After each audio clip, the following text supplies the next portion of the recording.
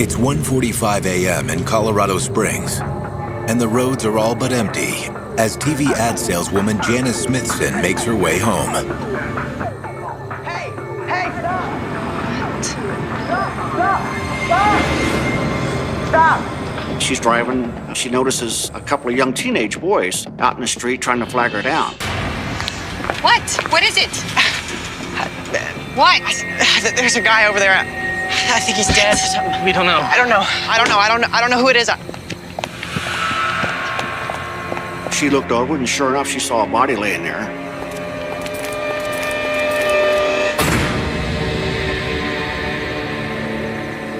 But she was able to take action better than most of us would. She's an ex-police officer. She was trying to figure out what to do. As she scans the surrounding area, Janice notices a police cruiser parked down the street and springs into action. Okay, listen to me. This is very important. Stay put. Don't touch anything around him. I'm going to get help. Don't touch him. But as Janice approaches the police cruiser, Hello? she realizes the vehicle is empty. Officers? There was no officers around. So she instinctively opened the door, got on the radio, Dispatch? Calling dispatch? and identified herself as an ex-police officer. 2 boys. They found a dead body.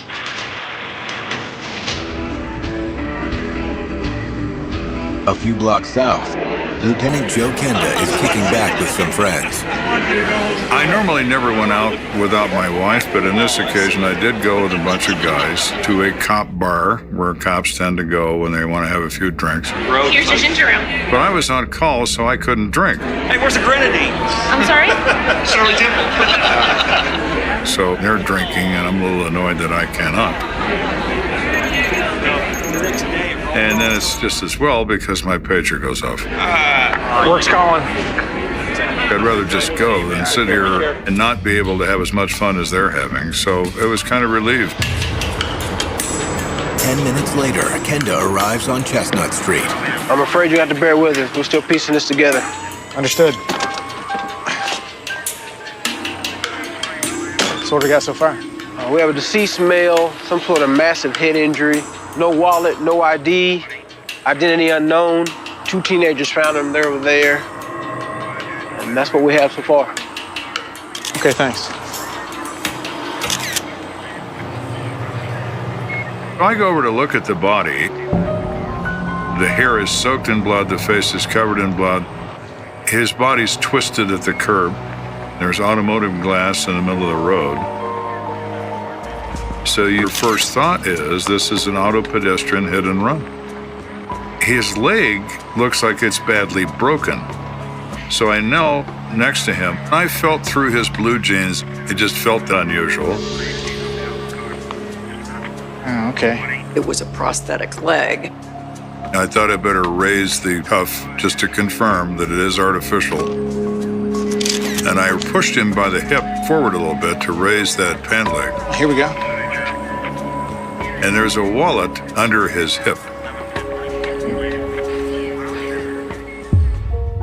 They ID'd him as Roy Johnson, 22, had a good job at a tech company. He had this prosthetic leg since he was 5 because of a birth defect.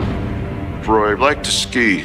He got involved with a ski group in Loveland, Colorado for the disabled. He was a kind-hearted guy. There was no cash whatsoever in the wallet. This was really before the days of ATMs, and so you always had to have a little bit of cash. So to have a wallet with an ID and no cash was really odd. What happened to you, Mr. Johnson? Kenda takes a closer look at the victim's injuries and is disturbed by what he sees. 3 gunshot wounds to the head. Now this changes everything dramatically. It's not a traffic case, it's a murder. Moments later, a patrol officer turns up even more evidence. They discover a car, maybe 50 yards away. Out of the view of the scene, we run a listing on the plate, and it comes back to our victim, Roy Johnson. The driver's door side window is blown out, and there is blood in the driver's compartment. Obviously, this is the car where this shooting took place.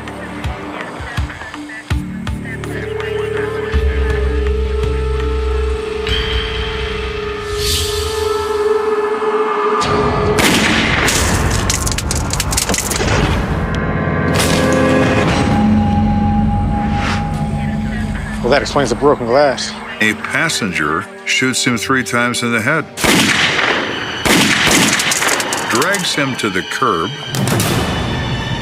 leaves him there like yesterday's trash, and drives off in this car. It's extremely odd, but the physical evidence doesn't lie. But there's one thing Kenda can't square. If the shooter drove off in Roy Johnson's vehicle, why did they then abandon it less than a block away? I'm gonna go talk to the kids. Hoping for answers, Kenda turns his attention to the 2 teens who discovered the body. Step out of the car, please. I start with a kid named Noah Peters in a backseat of a police car. So Noah, what are you doing out here this time of night? Well, my friend Brian and I went to go see a movie, a horror movie, and, well, afterwards we were walking home and we saw something up on the side of the road, and so we went to go check it out. I'm not gonna be able to sleep in weeks.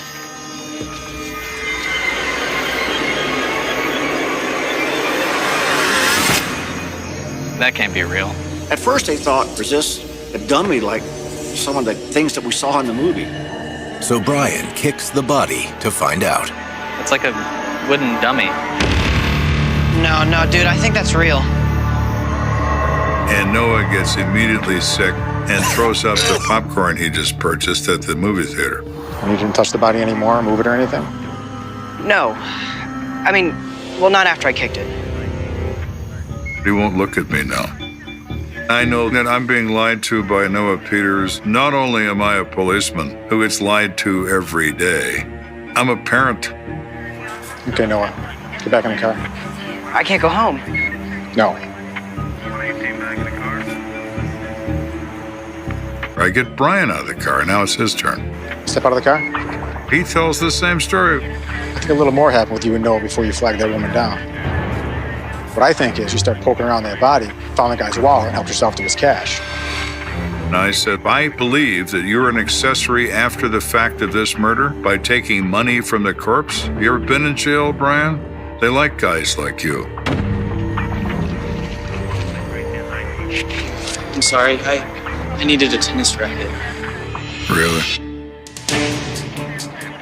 Noah, get your butt over here. I said, Noah, I need your end of the proceeds. I've already got Brian's. Give me the cash. Is that it? Yes, sir. You know, I should take both of you down to the station right now. But I think I'm not gonna do that. I said, remember this for the rest of your life. A policeman gave you a brick. Get out of here and go straight home. Yes, sir. Kenda hands the cash to CSI Go ahead and bag that from the guy's wallet.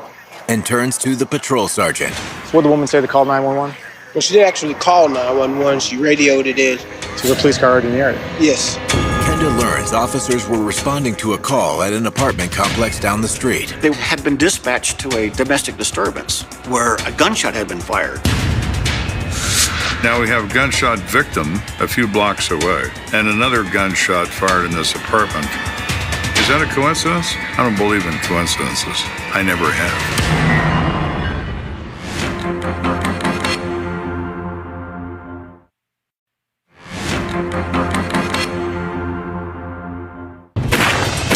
We have 22-year-old Roy Johnson shot in a car. That car's discovered down the street from an apartment building that we now know is the scene of a parallel investigation involving another gunshot. Around 3 a.m., Kenda arrives at the apartment in question, where he finds a tense scene still playing out. There's a couple of patrol officers still there. They're talking to a male who's a pretty good-sized fellow. And there's a young woman laying on the floor. She's sobbing uncontrollably. So what exactly happened here? Well, we're trying to sort it out. We have a married couple, Audrey Diaz and Harry Wright. We have one shot fired, no one injured. Neighbors reported hearing a gunshot inside the residence. Who shot and why? He says she did, but I have my doubts about that. I was here a week ago on a domestic. She was beat up pretty bad. Now, I immediately look at Harry, who's now looking at the floor, and I'm thinking, well, Mr. Badass, you can beat up a woman, but you won't take a swing at any of us now, will you? What do you think, Audrey? Can you tell me what happened here tonight? She's been drinking. I can see that. So we decide that we will invite her to our headquarters building to let her sober up a little bit, along with Harry. As the couple is transported to CSPD headquarters, Kenda searches the apartment for signs of gunfire. There was a hole in the wall in the living room. The investigation showed that probably the gunshot was fired from inside the doorway, through a curtain and into the wall. Kenda needs to know who fired the gun and why. As he studies the scene, one possible scenario emerges. What the hell are you talking about? I wasn't talking to anybody. I saw you. I went to the bathroom. We were at this bar, and they come home. Trying to get me angry. Hey! I'm sick of this. They're continuing in their fighting. She goes in the apartment, locks the door. Audrey, open up the door!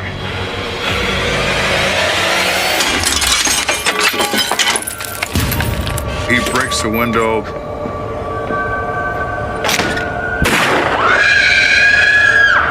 And he fires a shot. He missed her. Lieutenant, found this in the kitchen. It is a 5-shot capacity, and they find 4 expended .38 caliber casings. So we have 1 shot fired in this apartment. We have a dead guy in the street who has 3 other ones. 3 + 1 = 4. There is no way that this is not involved in my murder.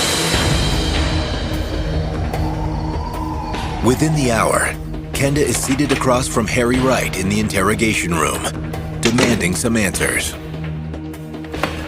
So, Harry, last week you're beating up Audrey. This week you're shooting at her. What's next? I'm quite honestly sympathetic toward Audrey Diaz that she's been abused by this guy. He's twice her size. Tell me why you shot at her. I didn't shoot at Audrey. She put the bullet in the wall. He said, I came home and Audrey wasn't there. So I had a couple of beers, I watched TV, and then I went to bed. At around 1:15, I hear our window crashing in. I got up to see what the hell's going on. And there she is, standing there with a gun in her hand. This story is totally bizarre. Why would anybody come back to their own apartment, break a window, and then fire a shot? Who would do that? I'm telling you, she's crazy. Really, Harry? While Kenda may believe Harry was the true instigator of the incident between he and Audrey Diaz, it's unclear how this ties back to his murder victim. You recognize this guy? Roy Johnson? No, never seen him. Well, that's interesting, because this is a guy we found shot to death with a gun very similar to the one we found in your apartment. I didn't shoot Roy Johnson. I'm telling you, if anybody wound up dead, it was Audrey, it wasn't me. Now, make yourself comfortable. You're gonna be here until we figure out who did this. We leave Harry on ice. Audrey's still hammered and can't talk to me about anything. So we decide we're gonna go to Roy's house and see what we can learn there.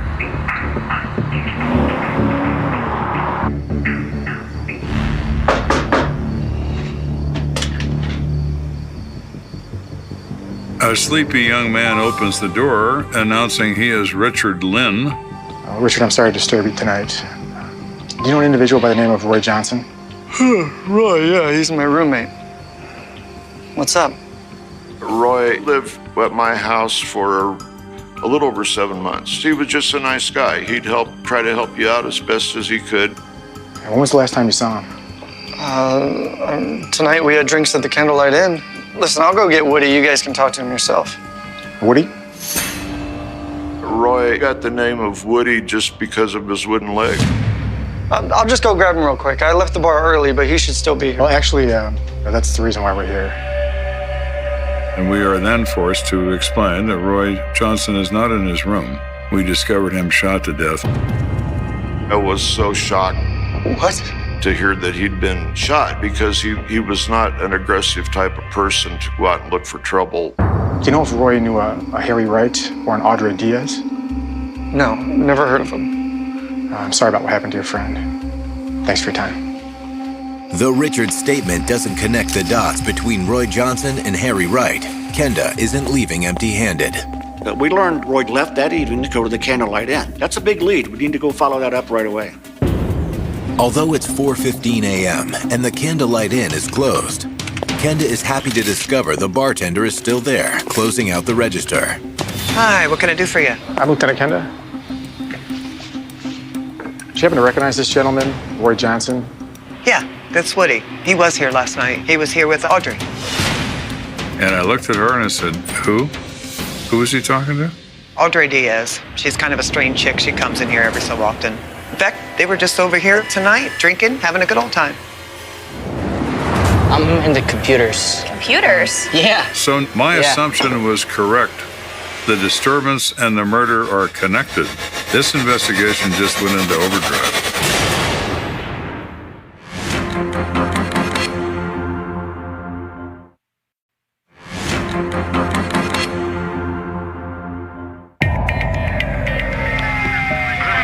We have a homicide involving a man that has been shot.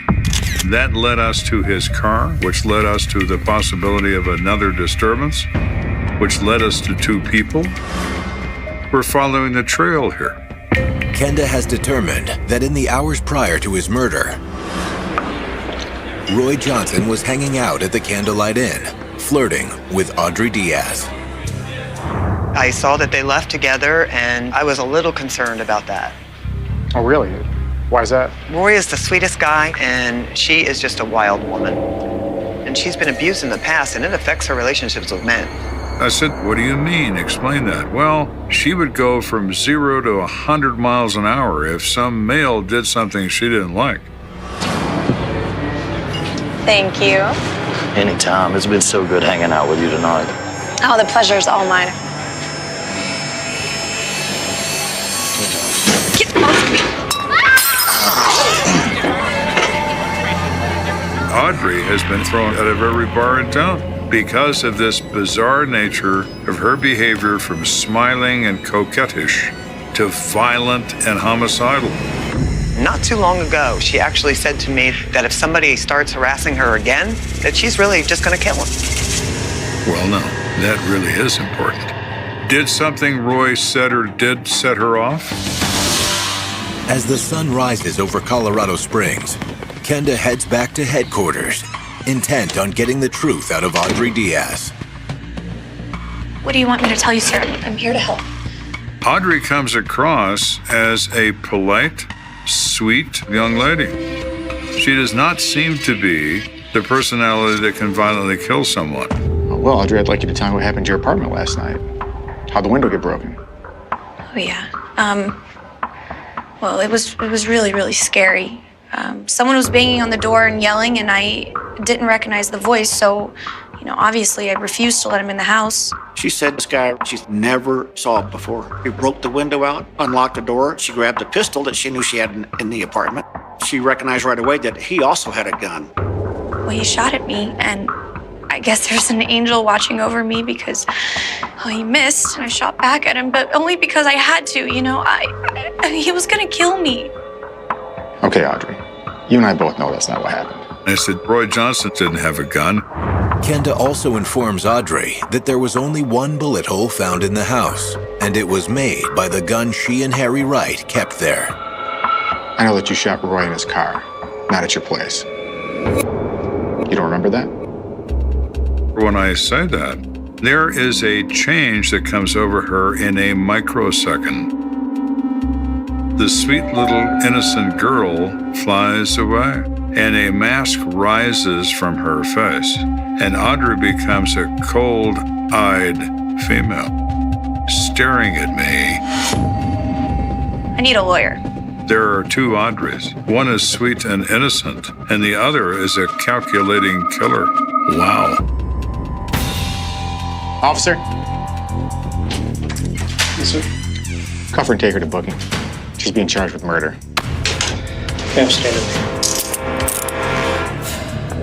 Even without a confession, Kenda believes he knows what happened.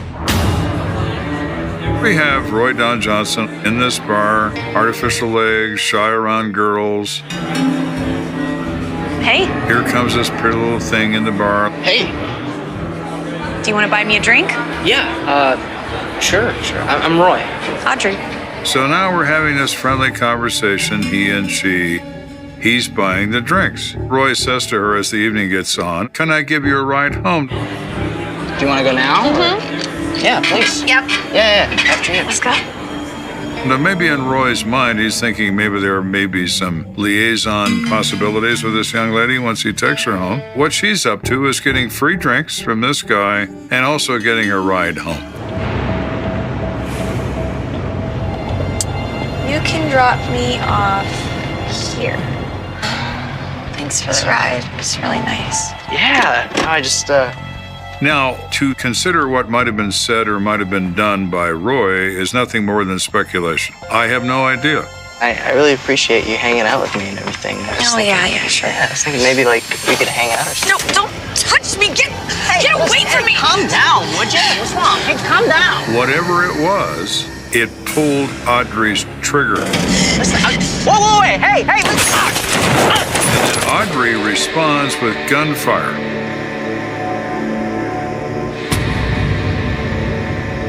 I'm sure Roy was scared to death when that gun was pointed at his face. Just, that split second of just terror, and then it's over. She kills him, drags him out of the car,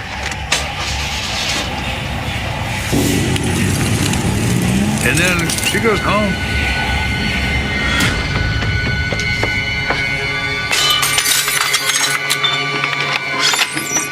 She breaks into her own apartment and fires around. You set up an alibi. This is something a calculated person would do. Somebody that has just committed murder and is trying to cover her tracks. Though the physical evidence against her is solid, Audrey refuses to admit guilt, and 11 months later, the case goes to trial. Her defense was that she was actually attacked in the car. I just couldn't understand how he could do that. A guy with his physical disability would not be able to jump over a console and attack anybody. It's a sentiment shared by the jury, up to a point. They find Audrey guilty, not of murder, but of reckless manslaughter. She is sentenced to 4 years in prison. Chance encounters happen every day in every country in the world, and violence occurs. Life is random. No one likes to think that, but it's true. Coming up, a young mother is dead, but Kenda can't tell if it's a suicide or something more sinister. We need something, anything black and white, and we don't have it. And we're in this grayness where we hate to be, and I can't get me out of it.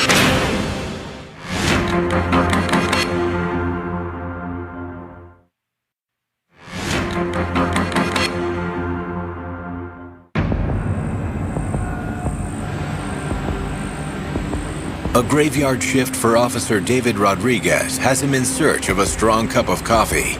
He sees a gas station where he can get a cup of coffee and does a U-turn. Dispatch to car 39.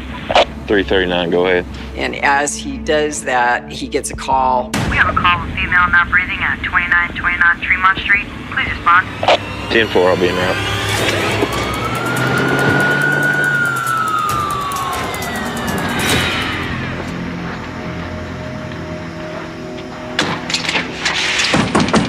Police. He's banging on the door, yelling police. Someone call the police? Knowing somebody's made a call. When there's no answer, Officer Rodriguez tries the door and finds that it's unlocked. Baby, please don't.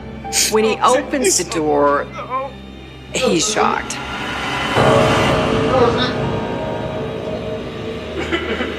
There's a couple, and they're lying on the floor.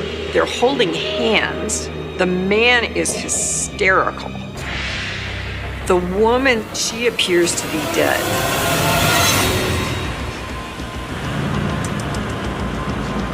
Within the hour, Lt.Joe Kenda is on the job. Hey, Drew. Hey, LT. So what do we got? Expired female from an apparent hanging.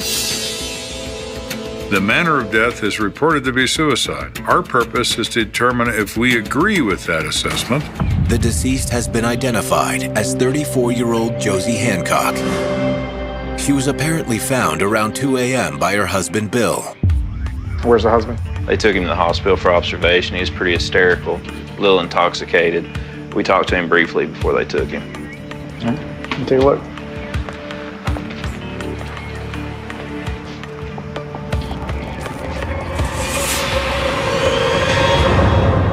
Josie, no, please. Bill Hancock reports that he found his wife hanging from this extension cord. He took her down from it, laid her down, unwrapped the cord from around her neck.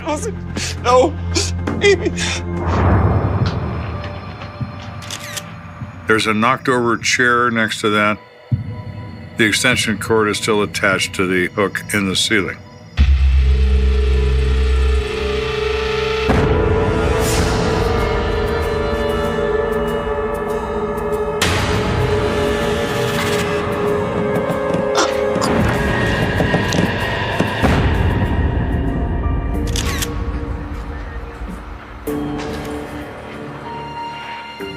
You're going to want to take a look at this. It's an apparent suicide note. The note reads, "Damn it, Bill, you asked for it. Now you can have it all. Tell the kids I love them. Bye, Josie." Short and not so sweet. Suicide in many ways is an angry thing. I've seen suicide notes 20 pages long in cursive handwriting. This one is very brief and is therefore unusual. You mentioned kids. Are the kids here? We've triple checked. We haven't found anything that indicates the children live here. With no other potential witnesses present, Kenda returns to the question at hand. Did Josie take her own life? Or was she murdered? In suicides, if they jump off a chair, their neck is broken. When you look at her, there's ligature strangulation marks, but her neck is intact. So it's not the application of force of the fall that's killed her, it's the restriction of the air supply. It's clear Josie didn't jump from the chair, but that's not the only scenario in which she could have taken her own life. She could have been sitting in the chair, put that around her neck, and just dropped her head until she went to sleep in her mind, a sleep she never wakes up from. But the more Kenda studies the scene, the more he doubts Josie's death is a bona fide suicide. A plant hook? You gotta be kidding me. The victim weighed about 100 pounds. It seemed like a lot of weight to hang from the plant hook. It's starting to look a little sketchy. I'm getting the feeling that this is maybe not a suicide. All right, let's get the FBI to analyze the note, see if it's their handwriting. Let's get someone in here to do a weight test on the plant hook. See if it'll actually hold. Okay. Kenda wonders if Josie's grieving husband, Bill, is in fact responsible for her death. Hey, Lieutenant. When a compelling piece of evidence is discovered in the bedroom.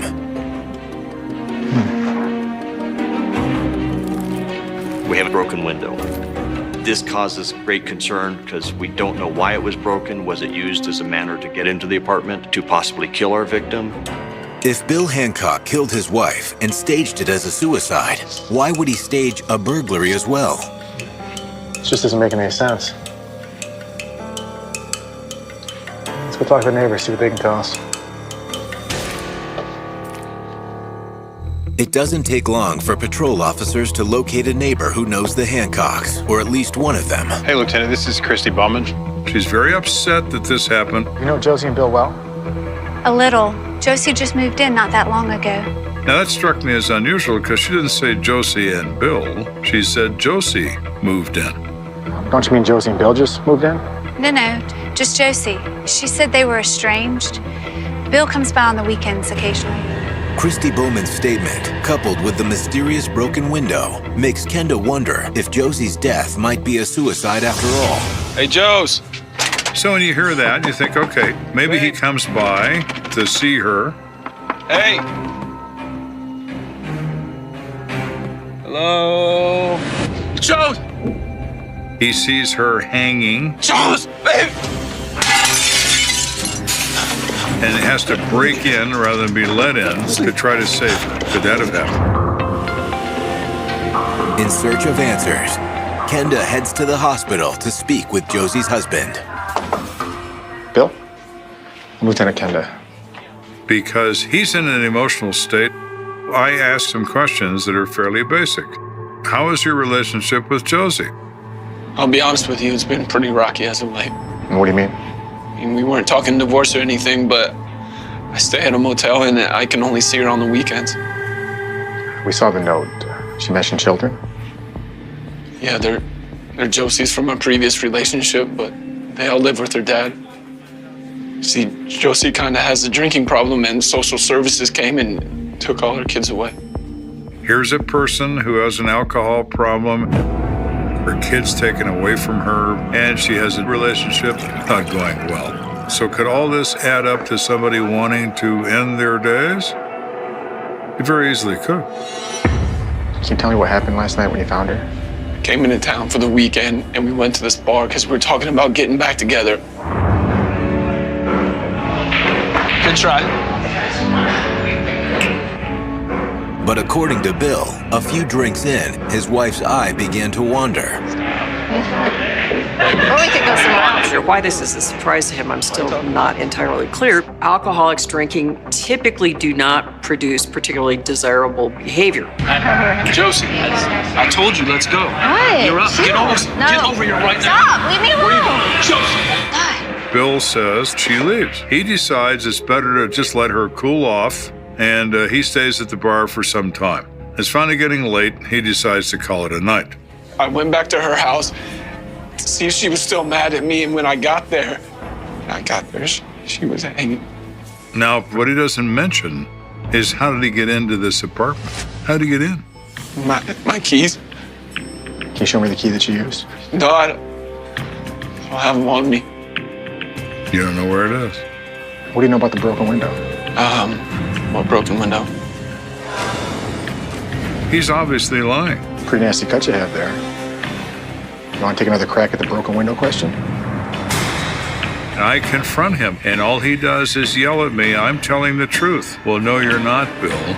So what do we have to do to get to the truth?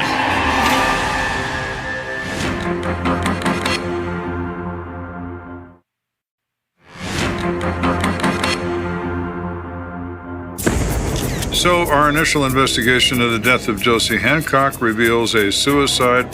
The more we investigate, the less we like the suicide, and the more we like Bill being involved in it. Following a frustrating interview with Bill Hancock, Kenda maps out a new strategy. We're going to let Bill go. All right.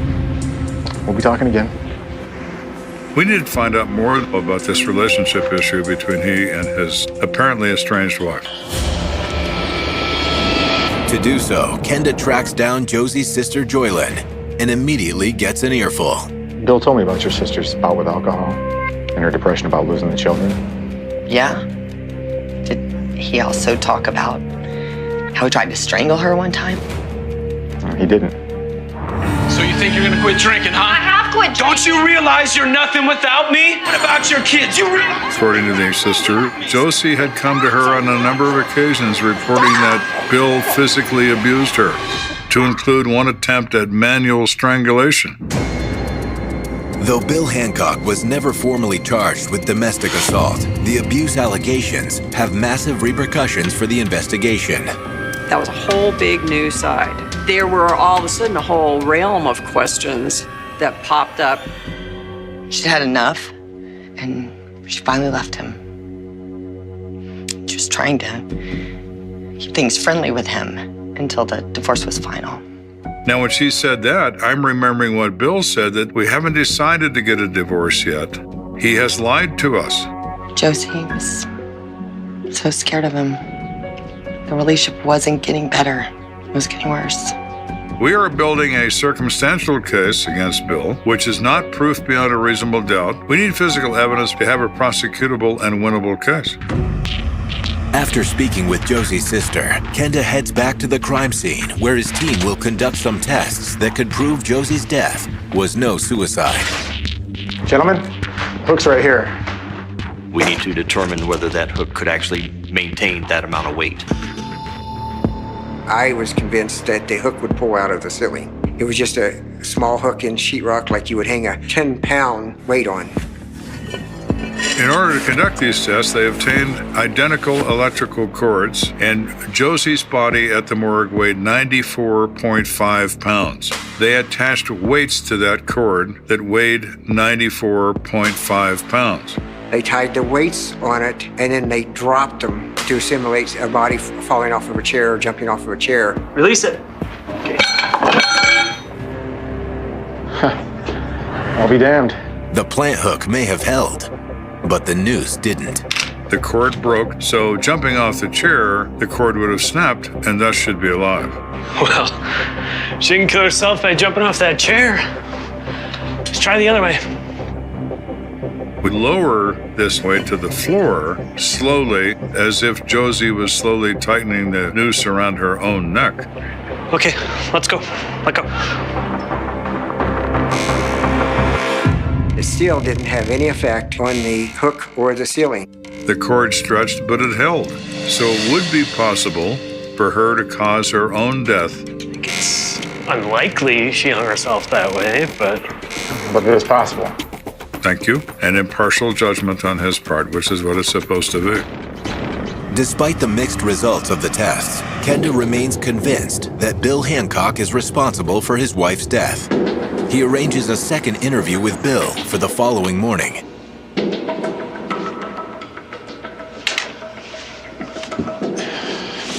Well, Bill, it seems you left out a few important details last time we talked. You failed to mention the abuse, the fact that your divorce was being finalized.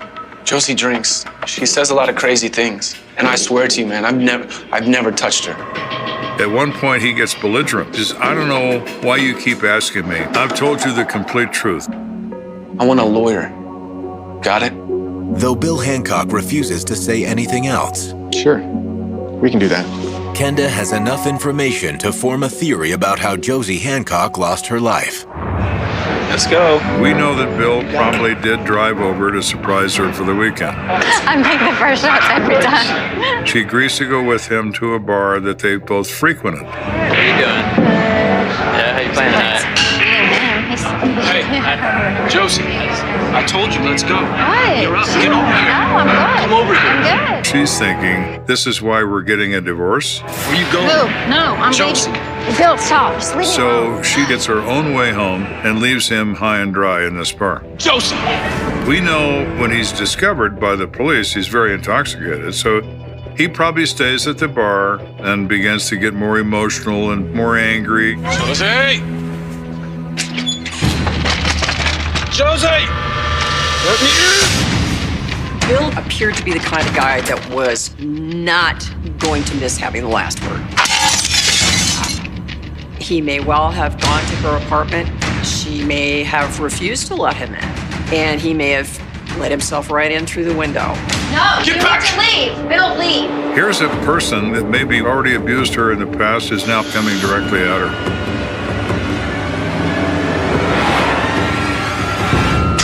No, what are you doing? Stop, He leave. finds the extension cord and he strangles her with that cord.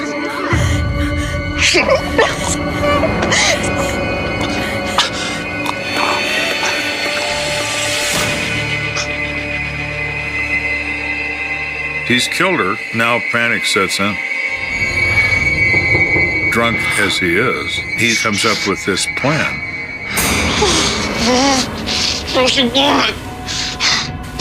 Why'd you do that? To stage it and make it look like a suicide. We unwrap the cord, we throw the cord over the plant hook, we write a note, we leave the note, we call 911, and we be the aggrieved husband when the police arrive. That's his plan.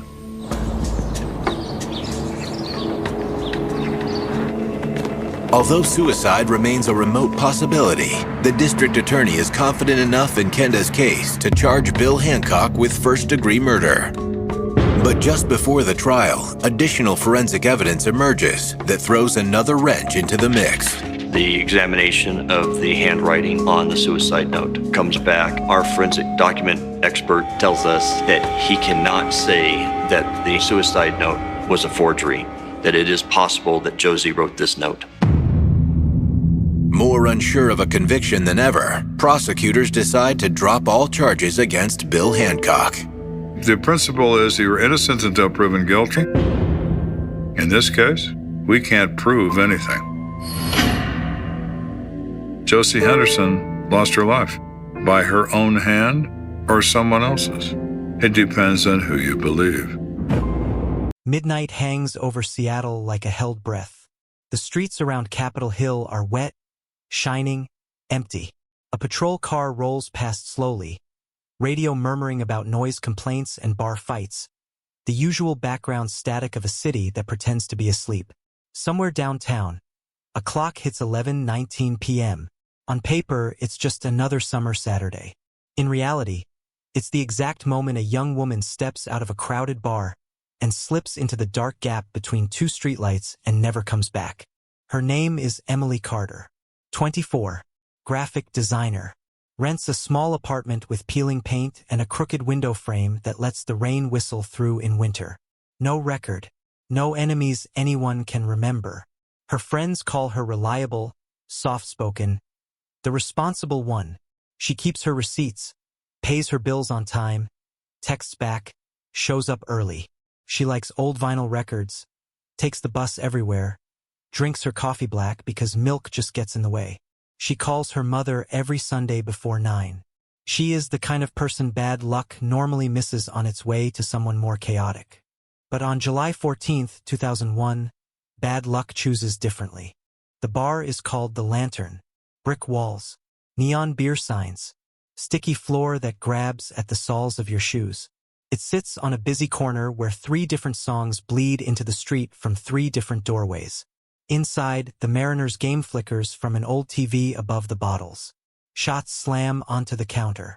Someone yells over the music. A bartender wipes the same wet ring on the bar again and again, like a loop that never ends.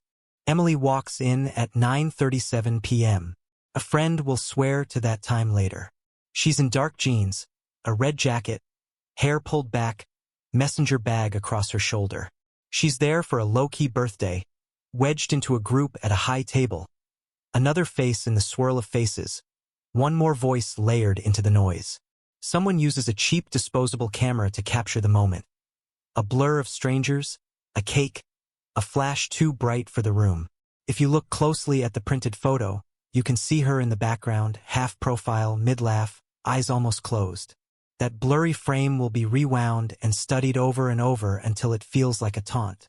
For a while, everything is ordinary. Drinks, jokes, a bad song everyone sings along to anyway. At 10:50, someone suggests another bar. At 11:02, they talk about going but never do. At 11:15, Emily pushes back her chair. "I'm going to get some air," she says. She doesn't smoke. Not really. Maybe 1 social cigarette a month, if that. But she threads through the crowd, balancing her drink, then puts it down by the door. She pushes against the heavy wood, and the night presses in from outside, cool, wet air, the faint smell of gas and street food. The door swings shut behind her. That is the last time anyone in that bar sees Emily Carter. Outside, the sidewalk glows under the streetlights. A taxi hisses past, tires slicing through a shallow puddle. 2 students stagger down the block, arm in arm, laughing at something neither will remember. A woman stands on the corner arguing with her boyfriend, voice sharp enough to cut. A plastic cup rolls along the gutter like a tiny white ghost. Security cameras watch from shop windows and ATM booths. Red recording lights blinking steadily, collecting everything and nothing. At 11:19, one of those cameras catches her. Grainy black and white footage. A fixed view of the bar's front door. She steps into frame from the left, under the flickering neon sign. She's looking down at something in her hands. Phone? Lighter? Keys? The image is too soft, too smeared to tell. In the background, headlights bloom as a car slows near the curb.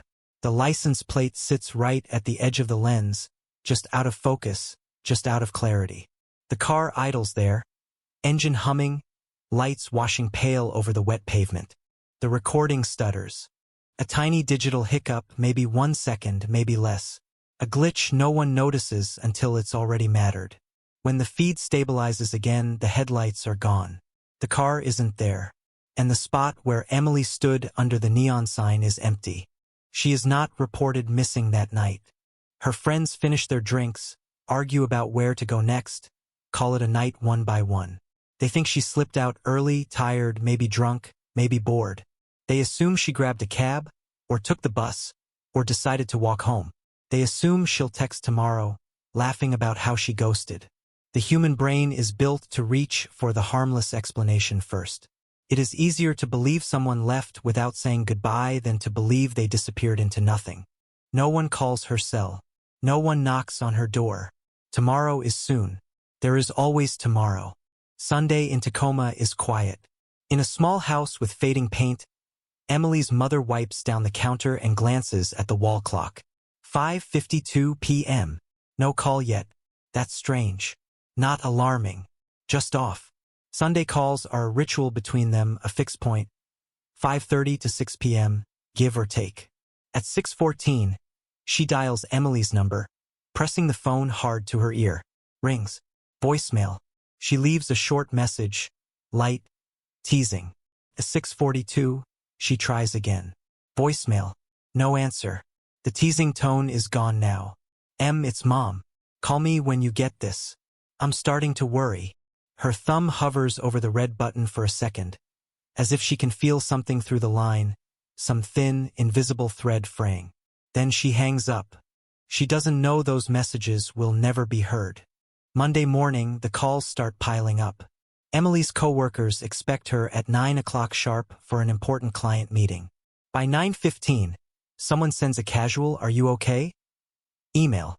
By 9:32, her supervisor is dialing her number, listening to the same voicemail greeting everyone else is getting. "Hi, it's Emily. Leave a message by noon." They've called twice, then 3 times. They check local hospitals. Nothing. No admissions under her name. No John or Jane Doe that fits. At 2:47, her supervisor drives to her apartment building in Seattle, uneasy but trying not to say the word that's really sitting at the back of his mind. He rings the buzzer. No answer.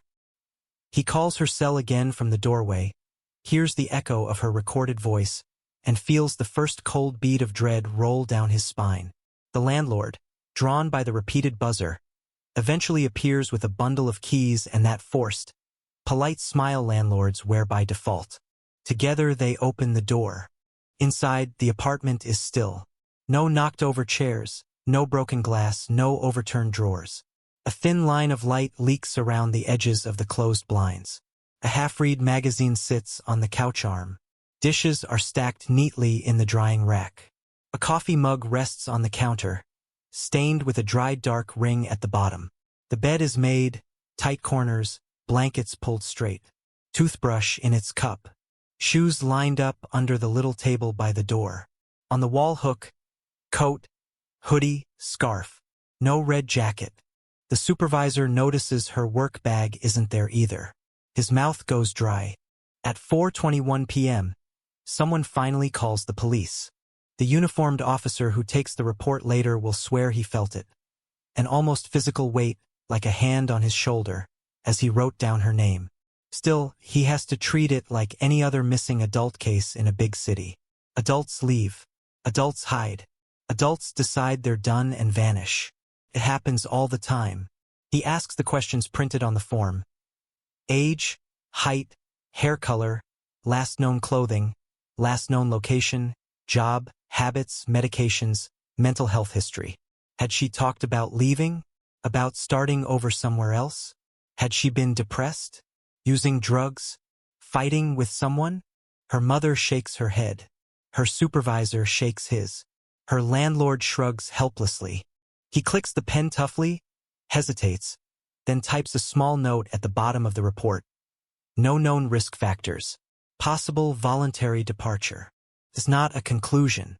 It's a placeholder. Something to put in the box until the truth steps forward. 2 days later, that line will look almost obscene. Tuesday night, just after sunset, a man walks his dog down a side street not far from Emily's apartment. He's passed the same parked cars for 2 nights now and hasn't thought twice. But tonight, one of them, a blue Honda Civic, catches his eye. The driver's door looks wrong. Not open, not shut, just resting, not quite latched, leaving the faintest dark gap in the frame. The dog sniffs the bumper and whines. He glances around. The street is quiet. No one at the windows, no one at the curb. His hand reaches out almost on its own. He curls fingers around the handle and pulls. No alarm screams. The door opens with a soft, tired groan. The dome light clicks on, washing the interior in pale yellow. Stale coffee, old air freshener, a suggestion of perfume. There's a jacket crumpled on the back seat.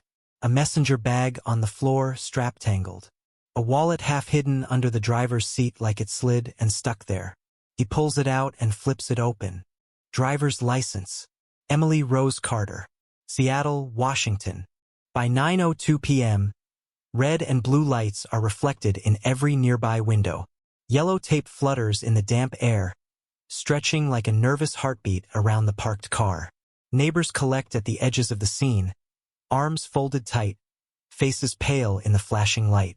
Officers lean in through the open door, voices low, movements careful. The tow truck hooks the Civic and pulls it away, tail lights shrinking down the street as if dragging a piece of the neighborhood's safety with it.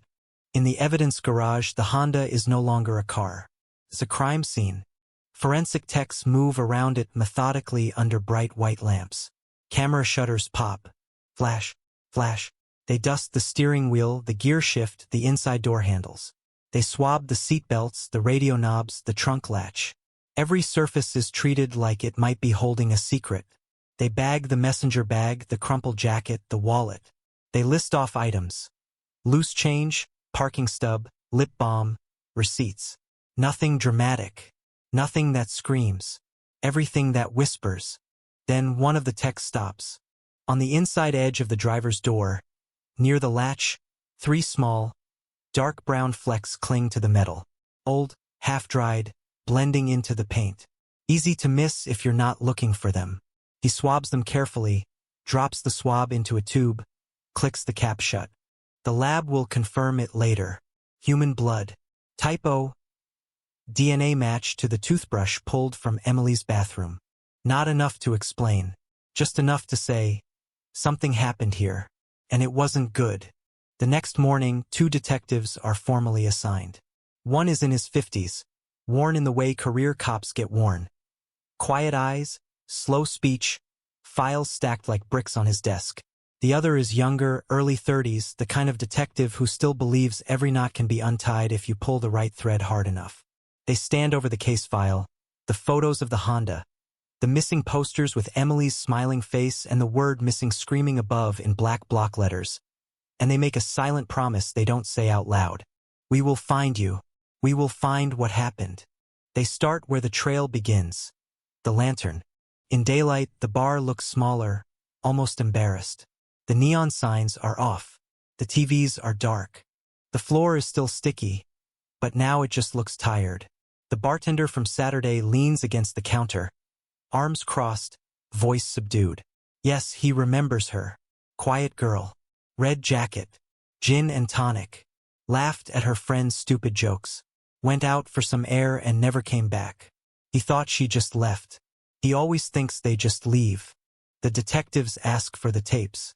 The owner points them to a bulky recorder tucked under a TV, dust-coated, front panel held closed with tape. Old, unreliable, temperamental. It eats tapes, skips, freezes. It is 2001 security on a 2001 budget. They pop the cassette out anyway and bring it downtown, feed it into a machine that's only slightly less grumpy than the one in the bar. They watch the night unfold in flickering gray. Emily enters at 9:37. The time code ticks. She laughs, moves, blurs in and out of frame as the camera's gaze shifts between the bar and the door. At 11:16, she pushes her way outside. A few minutes later, another camera picks her up under the sign. Head bent, shoulders hunched like she's bracing against a wind that isn't there. Behind her, the shape of a car pulls up. Headlights flare, white and overexposed. Then the image hops. A jump, a glitch, and when it settles, nothing. No car, no red jacket. The sidewalk is empty under the neon glow. The detectives freeze the frame, rewind, play it again. They lean close enough to the screen that the pixels break into squares. They try to coax details out of a picture that doesn't want to give them up. The plate on the car is a white smear. The face behind the wheel is a shadow. The 1 second that matters most is the 1 second the machine failed to keep. They widen the net. There's an ATM camera at the corner. A small electronics shop across the street with a dusty dome camera in the window. A parking garage entrance with a fixed lens aimed down the ramp. All of them record in 6-hour loops, overwriting, chewing through time. The detectives get what they can, copying tapes with dates that haven't yet been taped over, salvaging whatever the city's cheap security systems manage to see. Back at the precinct, they stack the tapes on a desk and start feeding them into old VCRs one by one. Hours and hours of jittery, low-resolution footage spill across blinking screens. Cars crawl by. People drift in and out of frame. Night blurs into morning. They are looking for something that doesn't belong. A car that circles too many times. A figure that stays just out of the light. Pattern in the noise. Because in every case that will later be called a cold case, there is a moment early on where the answer passes slowly, clearly, right through the frame. A license plate fully visible for half a second. A face turned just enough for an ID. A detail that could change everything. If someone sees it in time. The footage loops endlessly in the small, flickering room of the Seattle Police Department's video lab. The hum of machines is the only thing steady, the only rhythm that hasn't broken. Every click of rewind, every grainy frame replayed, feels like a wound reopening. The detectives sit shoulder to shoulder, watching the same 2 seconds again and again, as if the answer might materialize if they stare hard enough. But nothing changes. The camera blinks. The light stutters. She's there. Then she's gone. Detective Warren, the older one, leans back and rubs his eyes. He's been in this job long enough to recognize a bad omen when he sees one. "We lost her right there," he mutters, voice low, not to anyone in particular. "Right where the world blinked." His partner, Detective Ruiz, is younger, sharper, restless. He zooms in again, pushing the limits of the already broken image. "There," he says, pointing. A faint silhouette reflected in the bar window. Someone standing just off to the side. Could be a shadow. Could be a trick of light. Could be everything. The timestamp reads 11:18 and 44 seconds p.m. They mark it down. Outside the station, the sky is the same dull gray that seems permanent in Seattle.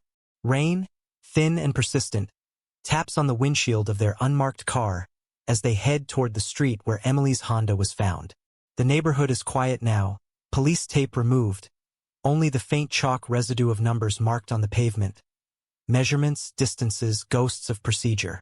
The detectives knock on doors. Some open with chain locks, some don't open at all. Faces peek through curtains, through narrow cracks. People don't want to remember. They never do. But when the word missing is said out loud, something shifts. A flicker of recognition. A tightening of the mouth. One woman, mid-30s, arms crossed in her bathrobe, says she remembers the car. Sat there 2 days, maybe 3. Thought it belonged to one of the college kids. Did she see anyone near it? Maybe. A man. Not sure. Hood up. Could have been anyone. This is Seattle. Everyone wears a hood. They move to the next door. A retiree, hard of hearing, eyes milky with age, mentions a noise that same night. Something like tapping. Or knocking. Real late. But I didn't look.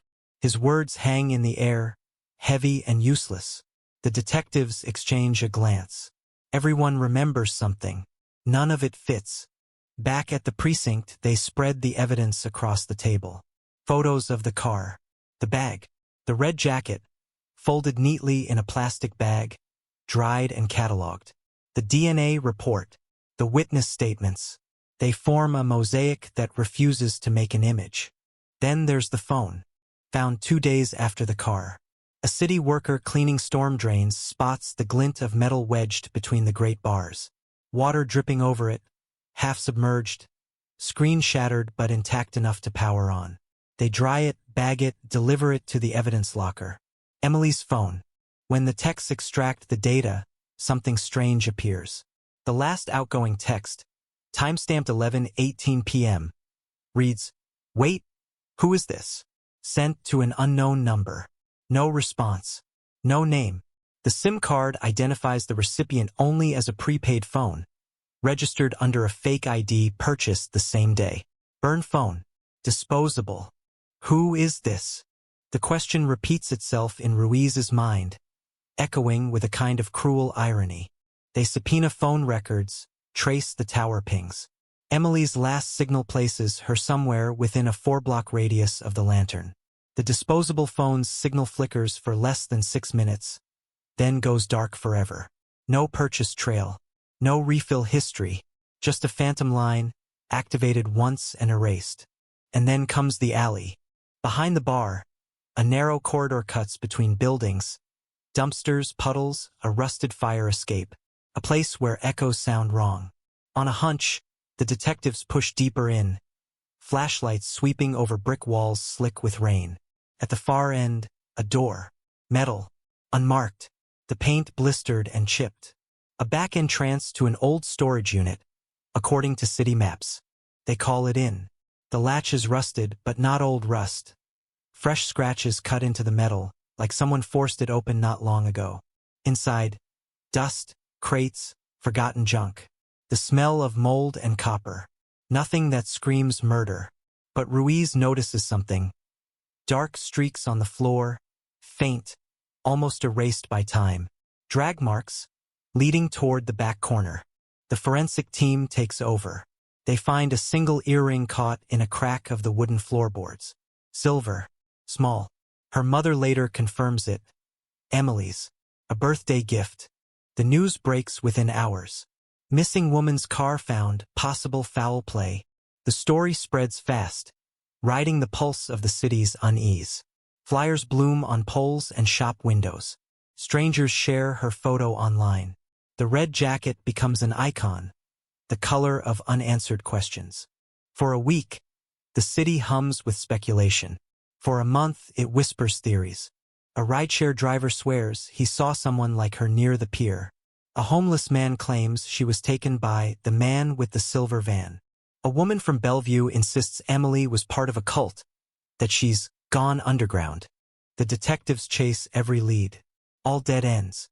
Autumn bleeds into winter. Leaves rot in the gutters. The air sharpens.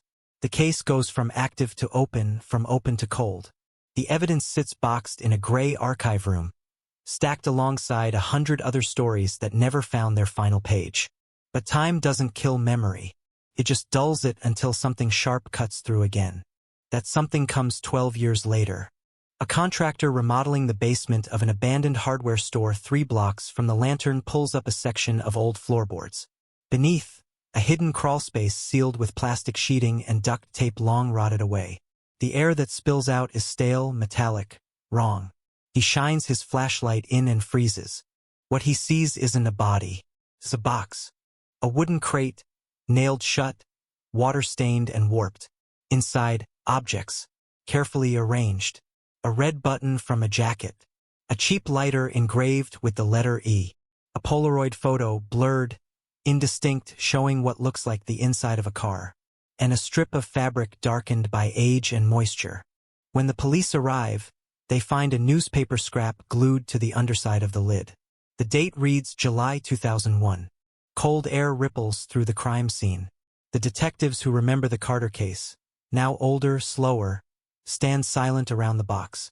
Warren stares at the photo, the faded outlines, the glint of something in the reflection. A steering wheel, pair of hands. one gripping tighter than the other. No prints, no DNA, nothing traceable. But someone kept this box. Someone buried it where no one should have found it. The city wakes up to the headline, "Cold Case Relics Discovered in Seattle Basement." News vans circle like vultures. Talk shows speculate. Internet forums resurrect old theories. Some claim Emily was a victim of a serial predator who operated near university districts in the early 2000s. Others whisper it was personal, an acquaintance, someone she knew. The detectives reopen the case. Files are unboxed. Evidence retested. DNA technology has changed. Machines that once needed drops now need only dust. They rerun the blood from the Honda, the swabs from the earring, even the faint smudge on the lighter. Weeks pass. Machines hum. Reports print. Then finally a hit. Not a name. Not yet. Partial profile. Male. Caucasian. Estimated age at time of contact. Late 20s. No match in the criminal database. But it connects, weakly, impossibly, to another open case from 1998. An assault near Pioneer Square. Same blood type. Same partial markers. The suspect in that case was never caught. A ghost linking two crimes 13 years apart. Ruiz sits at his desk long after everyone's gone. The city lights bleeding in through the blinds. He reads the report again, then looks up at the wall where Emily's photo still hangs, pinned and yellowing. Her smile frozen, soft, unaware of what's coming. He whispers to himself, "We're close." Outside, rain begins again, tapping against the window in slow, deliberate beats. In Seattle, it always rains when something is about to surface. And this time, something is about to surface. Something that's been waiting under the water all along. The box from the basement doesn't just reopen the case. It rips it wide, leaves it raw and bleeding on the table in front of everyone. The air in the conference room is thick with stale coffee and old dust as the Carter file sprawls across the surface like a crime scene of its own. Photos, reports, maps with pins like wounds. The wooden crate sits at the center, emptied, its insides photographed, cataloged, sealed. Still, it feels alive. Detective Ruiz stands over it, hands on the back of a chair, knuckles white. The red button, the lighter with the letter E, the blurred Polaroid, the strip of fabric. For small anchors dragging everything back to 2001. Souvenirs, Warren says quietly from the corner. This guy kept trophies. Ruiz's jaw tightens. Or he wanted us to find them. The room goes still at that. Because that's worse. That's someone playing with them across years. Someone watching the city forget, then choosing the moment to remind it. The crime lab prints out enhancement after enhancement of the Polaroid. The photo is a mess. Overexposed streaks, blurred motion, a flash that blew out most detail. But some pieces survive. A dashboard, part of a steering wheel, the rough texture of a handbrake. And in the lower right corner, a shape that might be a wrist, maybe a thumb, skin stretched tight, knuckles pale. The texts enlarge it until the pixels become jagged, ugly blocks.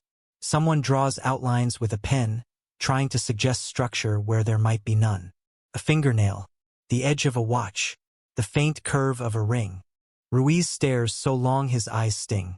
He's not sure if he's seeing the truth or forcing it. The strip of fabric, under better light, is revealed as cotton. Once white, now stained and discolored.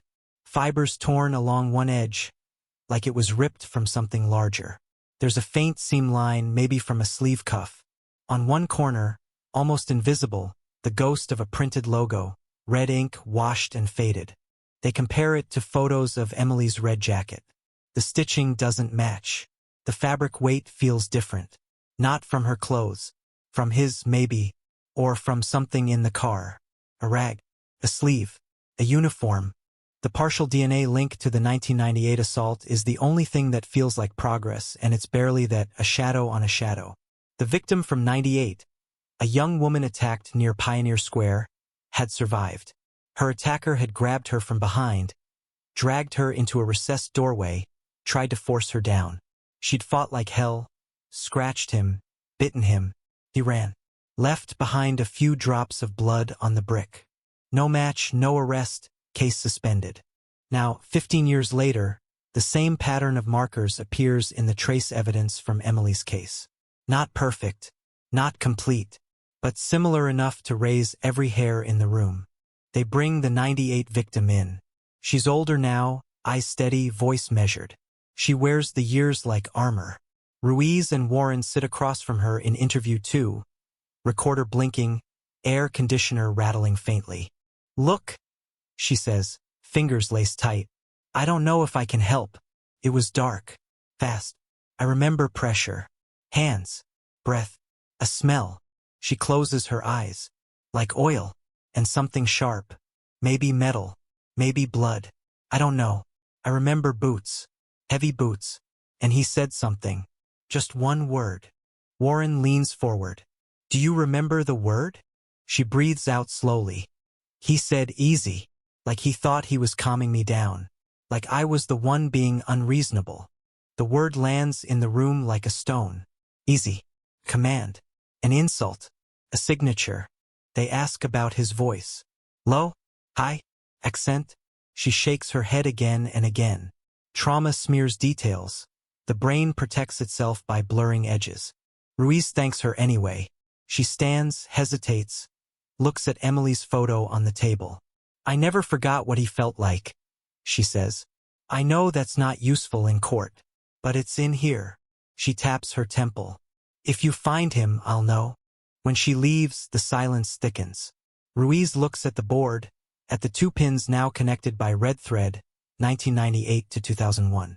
Attempted assault. Possible abduction. Same unknown male hovering in the gaps. Media pressure builds again. The cold case is no longer cold. Talk radio clings to it. Morning shows run side-by-side comparisons of Emily's smiling photo and the blurred Polaroid from the crate, zooming in on nothing because nothing else is all they have. Online forums spin up detailed timelines, overlaying bus routes and bar closing times, drawing speculative arcs like spiderwebs over digital maps. One thread stands out. The alley door behind the lantern. The once-forgotten storage space suddenly becomes a character in the narrative. People talk about it like it's alive, like it swallowed her. The property records show the hardware store where the box was found had changed hands multiple times.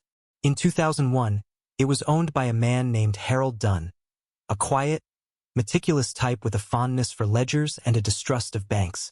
He rented the basement out for storage to various businesses and private individuals. Paid in cash. Kept notes, scribbled, half complete. Many names, few clean addresses. One of those names, under a hastily drawn column labeled Unit B, is M. Shore. No phone number, no ID copied, just a date and a monthly amount. July 2001 to November 2001.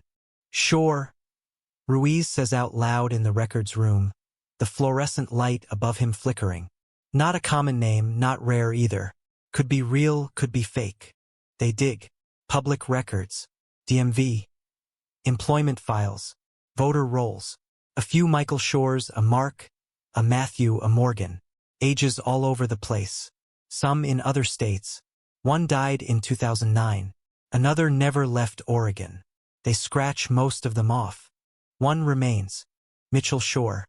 Lived in Seattle from 1999 to 2003. Worked off and on as a mechanic, according to a half-finished resume found in an old employment file. No criminal record beyond a couple of traffic tickets. Moved to Idaho, then Montana, then disappears off the grid around 2006. No forwarding address. No tax returns.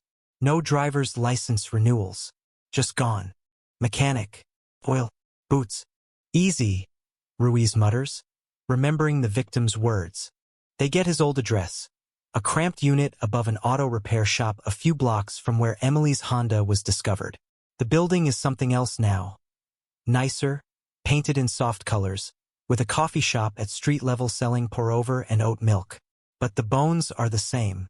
The stairs creak the same way. The hallway still narrows near the end, squeezing sound. The current tenant of the unit is a student who shrugs as the detectives look around. Landlord said some guy lived here years ago, left in a hurry. That's all I know. The walls are painted fresh, but if you look closely you can see faint outlines where something was once bolted in. Shelves, maybe. A workbench. Ruiz runs his hand along the sill of the one small window facing the alley behind the lantern. From here you can't see the bar, but you can see the line of dumpsters. The door. The small patch of concrete where the alley opens. Mitchell Shore. A name, a job, a probability. Not proof. Back at the precinct, they run what little they have through the system. No direct DNA. No confirmed sightings. No living relatives on file to reference. No known employers who kept his old hair or blood on record. He's smoke. A possible thread, not yet something they can legally hold. The case starts to feel like a maze. Every path circles back to a blank wall. And then something unexpected happens. Not from inside the department. Not from a lab. From outside. From a voice. In 2014, a true crime podcast picks up the Carter case. Small production. 2 hosts. An ominous theme song. The title of the episode, The Girl Under the Neon, Seattle's Vanishing. They interview former detectives, the 1998 assault victim, Emily's mother. They splice in news clips from 2001 and 2013, echoing anchors repeating the same phrases: mysterious disappearance, shocked community, cold case revived. At first, no one at SPD pays much attention. They've seen the pattern. Public outrage flares, then cools. But the internet is different now. Things don't just flare. They stick. They spread. Clips go viral. Hashtag-trend. Someone out there is listening who wasn't listening before. A week after the episode drops, the podcast hosts receive an email. Unknown sender. No profile picture. Subject line: "You're missing something." The message is short. You talked about the bar, the alley, the car, the box. You didn't talk about the bus. Check Route 49. July 14, 2001. Between 11 p.m. and midnight. Watch the back. They forward it to SPD. Ruiz reads it twice, heart rate ticking up. The original investigation had looked at bus routes. They'd talked to drivers. They'd scanned footage from one bus camera whose tape hadn't been overwritten. Nothing useful had emerged. But that was before digital enhancement software got sharper, before tiny details could be yanked out of the dark with modern tools. He pulls the old transit file from storage. Routes, times, statements, a box of tapes. Many blank, many degraded. One labeled, Route 49, July 14th, 01, Bus 714. He takes it to the lab. This time not to a VCR, to a digital converter. The tape whirs and clacks as the machine breathes new life into it, turning analog ghosts into pixels on a screen. The footage is rough. A fisheye lens near the front of the bus, capturing the first half of the aisle, the driver's shoulders, the entrance. People step on, step off. Faces flash. Blur. Some glare at the camera, some never look up. Rain streaks down the windshield. The city smeared into streaks of light. Time code: 11:07 p.m. The bus pulls up near the lantern. A knot of passengers gets off. A few climb on. The driver looks tired, the kind of tired that comes from repetition. At 11:09, a woman in a red jacket steps into frame. Hair pulled back, messenger bag across her chest. She taps her bus card, moves down the aisle, disappears into the back, just beyond the camera's edge. Emily. They'd seen this before. They knew she'd taken a bus often. They'd never found anyone who remembered her that night. At 11:14, at the next stop, a man climbs on. Hood up, head down, jacket zipped to his throat. He taps his fare and moves without looking at the driver. Blonde stubble if you freeze the frame right as he passes under the overhead light. Broad shoulders, hands scarred across the knuckles. He walks down the same aisle. And then he stops. Not halfway. Not in the middle. He steps past the zone the camera can clearly see and disappears into the same blind spot at the back where Emily went. For a full 30 seconds, nothing moves in the frame except the sway of the bus and the flicker of passing streetlights on metal poles. Passengers near the front stare forward. No one turns. No one calls out. At 11:15, the man reappears. Alone. He moves toward the front, presses the stop cord. The bus glides to the curb. He gets off, hands in pockets, hood still up. Emily does not follow. The bus rolls on. The detective lab goes silent. Ruiz can hear his own pulse. Back it up, he says. Slow it down. They replay the man's entrance in quarter speed. Every detail is hunted.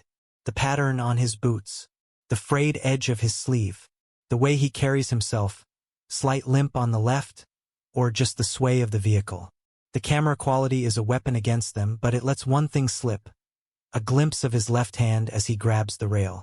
He's wearing a ring. Not fancy, not big. A plain band on the ring finger of his right hand, and a thicker, darker ring on the middle finger of his left. The thicker ring has a notch, a chip, a missing corner. Ruiz thinks about the Polaroid, the blown-out, overexposed hand near the gear shift, the faint curve, the abrupt edge where something might have been broken off. Freeze there, he says, pointing at the screen. Now overlay that with the enhanced shot from the Polaroid. The tech hesitates. There from different angles, different distances. It'll be rough. Do it. On the monitor, two blurry images merge. The bus hand, the Polaroid hand. Different years, different cameras. Same shape of knuckle.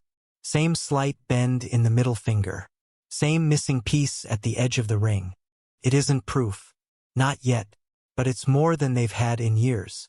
The anonymous email had been right. They'd missed the bus. Now the question hangs in the room like a storm cloud. Who sent that email? Someone with access to old footage?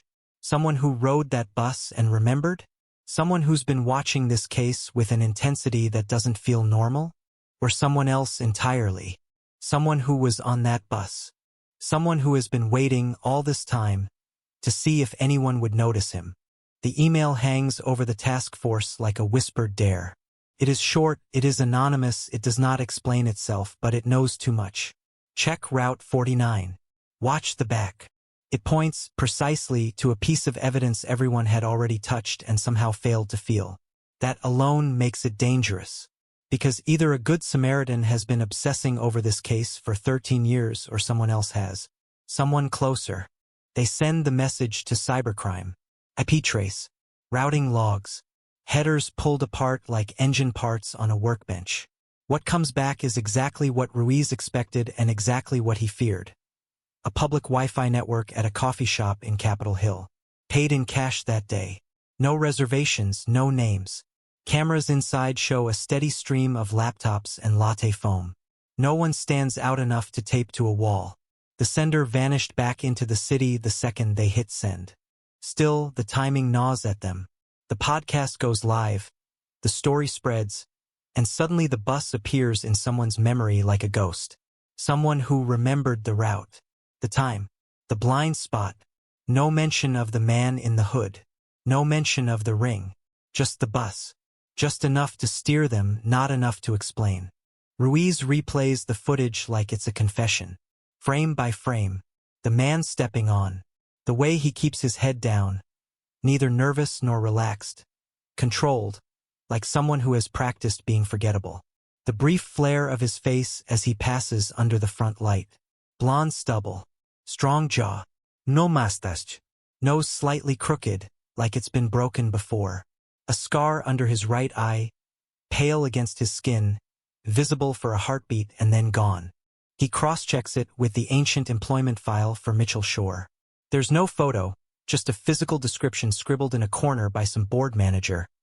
Male white, late 20s, 5 feet 11 inches, 190 pounds, short blonde/brown hair, talks quiet, walks with slight hitch in left leg. It isn't a match. It isn't a non-match. It's a shrug on paper. They need something better. A face. The bus camera only sees part of him, but modern software can do tricks. Motion interpolation, angle correction, face approximation. They feed in every frame where his head turns even a fraction toward the lens. The computer stitches together a composite from the stuttering footage, smoothing edges, guessing missing pixels. Slowly, a face emerges. Not sharp, not courtroom ready, but human. Eyes deep set, brow heavy, mouth pinched at the corners. They print it out and tape it next to Emily's photo on the board. Two lives that may have intersected for less than 10 minutes and then dragged each other through decades. The city gets a new headline. Police release image of possible suspect in 2001 cold case. Local news flashes the composite between car dealership ads and weather reports. Online, the comments flood in.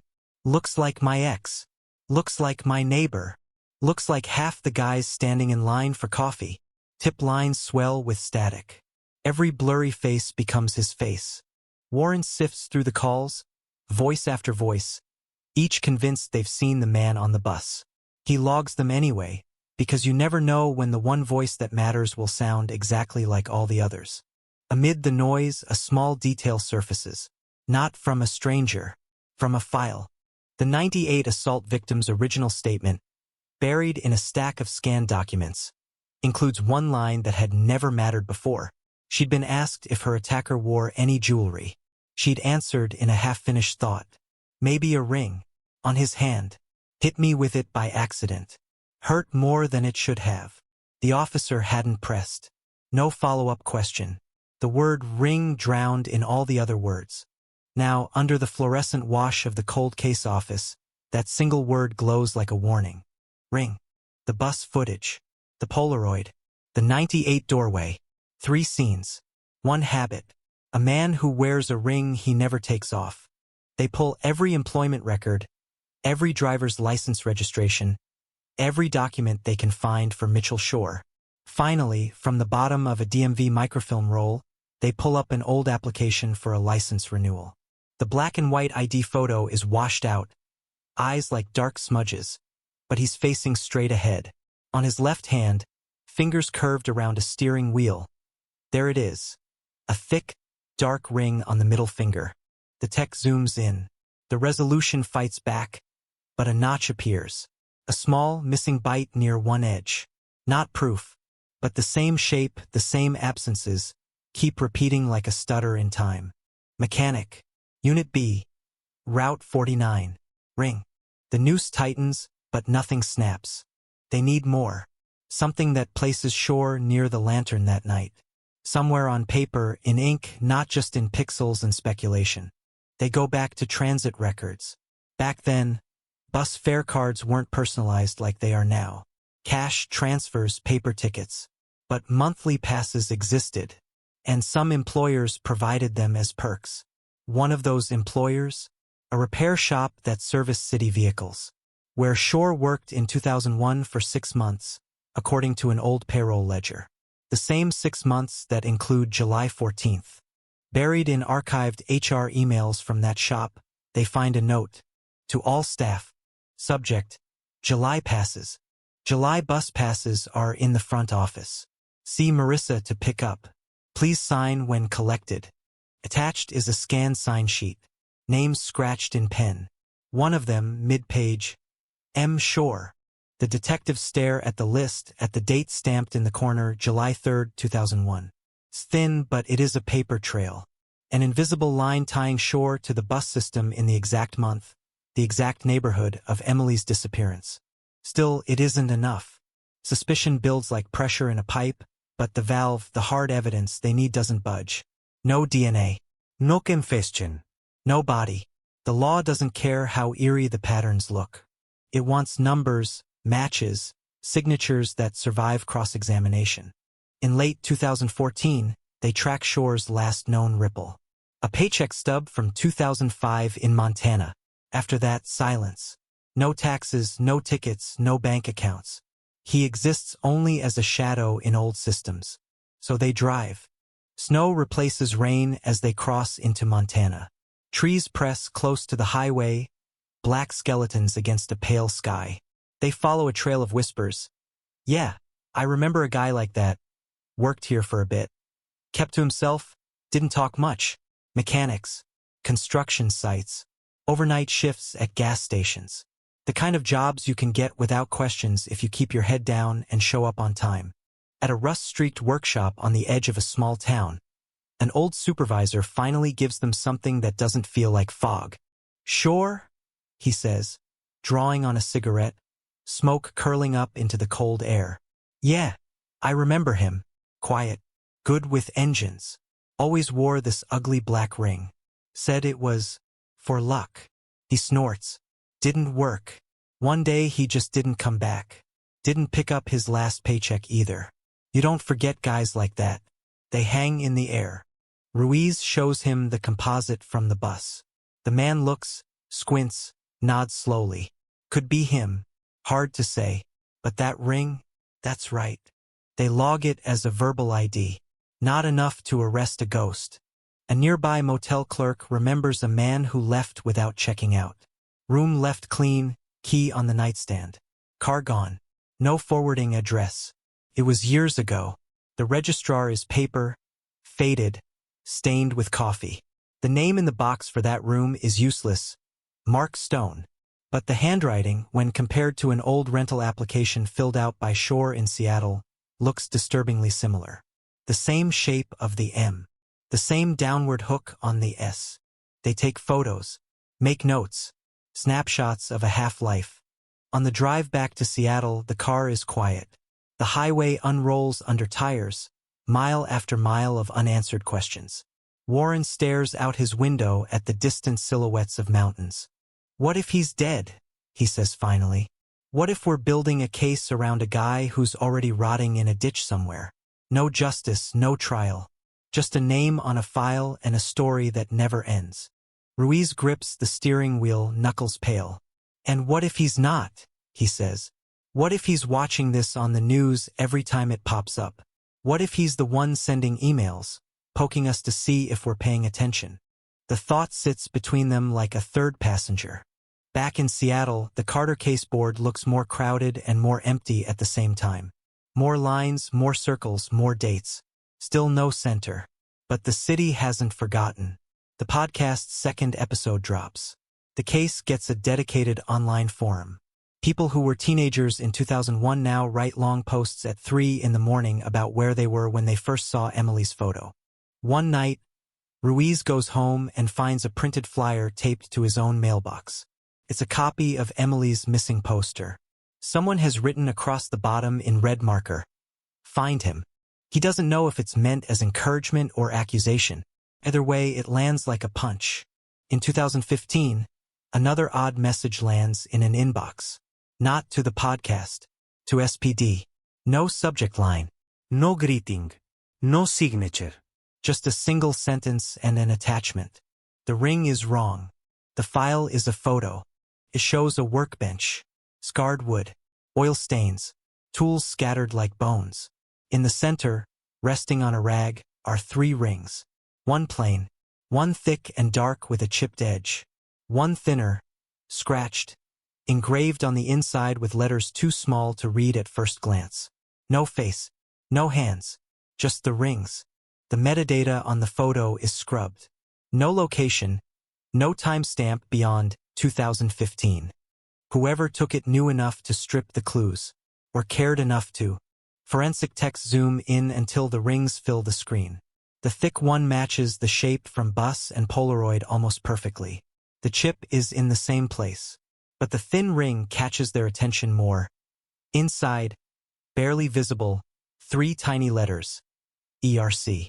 Emily Rose Carter. Could be coincidence. Could be staged.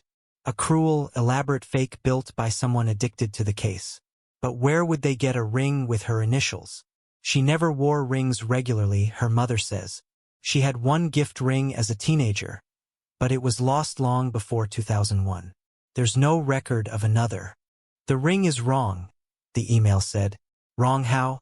Wrong because the one in the bus footage isn't the one in the photo. Wrong because the story everyone's built around it is incomplete. Or wrong because they're looking at it from the wrong angle and the sender knows the right one. The photo is the kind of thing that doesn't get released to the public. Too specific. Too likely to spawn imitators. It becomes a private obsession within the squad. Who had access to these rings? Who arranged them like that? Why send it now, 14 years after the night under the neon? Ruiz prints it and pins it under the Polaroid. 2 frozen frames of someone's pride, someone's power, someone's secret. Meanwhile, the city moves on, at least on the surface.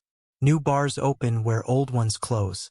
The Lantern gets renovated, rebranded, turns into something sleeker with craft cocktails and Edison bulbs. The alley behind it is power washed. The door that once led to the storage space is sealed shut. Bricks laid where an entrance used to be. You'd never know it was there unless you'd seen it when it mattered. But memory clings. On certain nights, when the rain falls just right and the streetlights glow a certain shade of sodium yellow, someone walking by might feel it, that almost imperceptible drop in temperature near the corner, the way sound seems to thin. A place where time folded once and never quite smoothed out again. Emily's mother keeps her daughter's room exactly as it was in 2001. The posters, the stack of graphic design magazines, the record player. Every Sunday, she sits on the edge of the bed and talks into the silence, as if the line between them was only temporarily cut and might reconnect if she just keeps the ritual alive. She watches every news report, listens to every podcast. She knows the name Shore now, though the police have never said it officially on camera. She knows about the bus, the ring, the basement box. Her eyes have learned to read between headlines, to hear what the anchors don't say. One evening, as rain taps the window glass and the city hums beyond, she says out loud to the empty room, "If you're still out there, you hear me. I know you do. They're getting closer." Her voice is quiet, steady, and for a moment it feels like the city itself is listening. Like every bus door, every alley, every forgotten storage room is holding its breath. Because now the story has crossed a line. The case is no longer just about a missing woman. It's about a man who might have watched his own myth grow, fed it, nudged it, guided it. A man who could be dead, could be hiding, could be standing behind someone at the grocery store, his ring flashing under fluorescent lights. The puzzle is almost complete. Pieces litter the table. Shapes line up. Patterns repeat. The picture they form is unmistakable. But there is still one piece missing. The piece that turns suspicion into certainty. The piece that turns a cold case into a solved one. It doesn't come from a crime scene. It doesn't come from a forgotten witness or a last-minute confession in a dim interview room. The missing piece, when it finally starts to move, comes from something quieter. Something almost technical. A spreadsheet. A line of code. A pattern in numbers no one was looking for in 2001 because the world didn't know how. It starts in 2018. By then, cold cases have a new word floating above them like a promise. Genealogy. Family trees built from saliva. Crimes cracked because some third cousin wanted to find out if they had Viking blood. Old killers dragged into the light because their DNA brushed against a distant relative's curiosity. It's a new kind of searchlight, one that shines backward. In a windowless room in the Seattle crime lab, a tech named Lila stands over a freezer drawer that hasn't been opened in years. Inside are relics from cases that went cold before smartphones, before social media, before algorithms started spotting connections human eyes couldn't. Labeled vials, swabs, evidence sealed in plastic that crackles when she touches it. She pulls out the Carter case box, the same one that's been hauled out and reboxed for over a decade. In the log, there's a note from 2013. Partial male DNA profile extracted. Not sufficient for Cody's match. Back then, that was a dead end. Now it's a starting line. She checks the sample levels. The blood from the Honda door is almost gone, used up in earlier tests. The swab from the earring is faint, borderline. But there's one more. A fragile, forgotten smear lifted from the inside of Emily's messenger bag strap. Logged, cataloged, never fully analyzed because the tech at the time marked it as mixed sample, low quality. Mixed, low quality. Bad news in 2001. In 2018, it's a challenge. Lila runs it through the new system. Takes time. New kits. New protocols. She's careful, hyper-aware of how little material there is. If she ruins it, there is no backup. No second chance. When the first digital readout appears, her heart stutters. There it is, a partial male profile woven through Emily's known DNA. Not complete, not perfect, but sharp enough now to be useful in ways it never could be before. She pushes it forward. The department debates. Genetic genealogy is expensive. It's politically loaded. Not every DA wants to open that door and all the questions that come with it. But the Carter case has heat. It has history. It has a mother who never stopped talking, whose face makes people mute their TVs and listen. They approve it. The sample is sent out, tagged with a code instead of a name. The analysts who take it on don't know the story. They don't know about the alley, the bar, the bus, the ring. They just see numbers. A strand of letters. A puzzle on a different plane. Weeks later, a file arrives. No drumroll. Just an email flagged as results. It doesn't give them a name. It gives them a family. Roughly, statistically, male, Caucasian, likely from the Pacific Northwest originally, with relatives scattered across Idaho, Montana, and a corner of Alberta. The system finds matches. Distant cousins, second cousins, people who spit into a tube for fun and now find themselves involved in something much darker. The genealogists begin to build. Tree by tree, branch by branch. Old census records, obituaries, marriage licenses.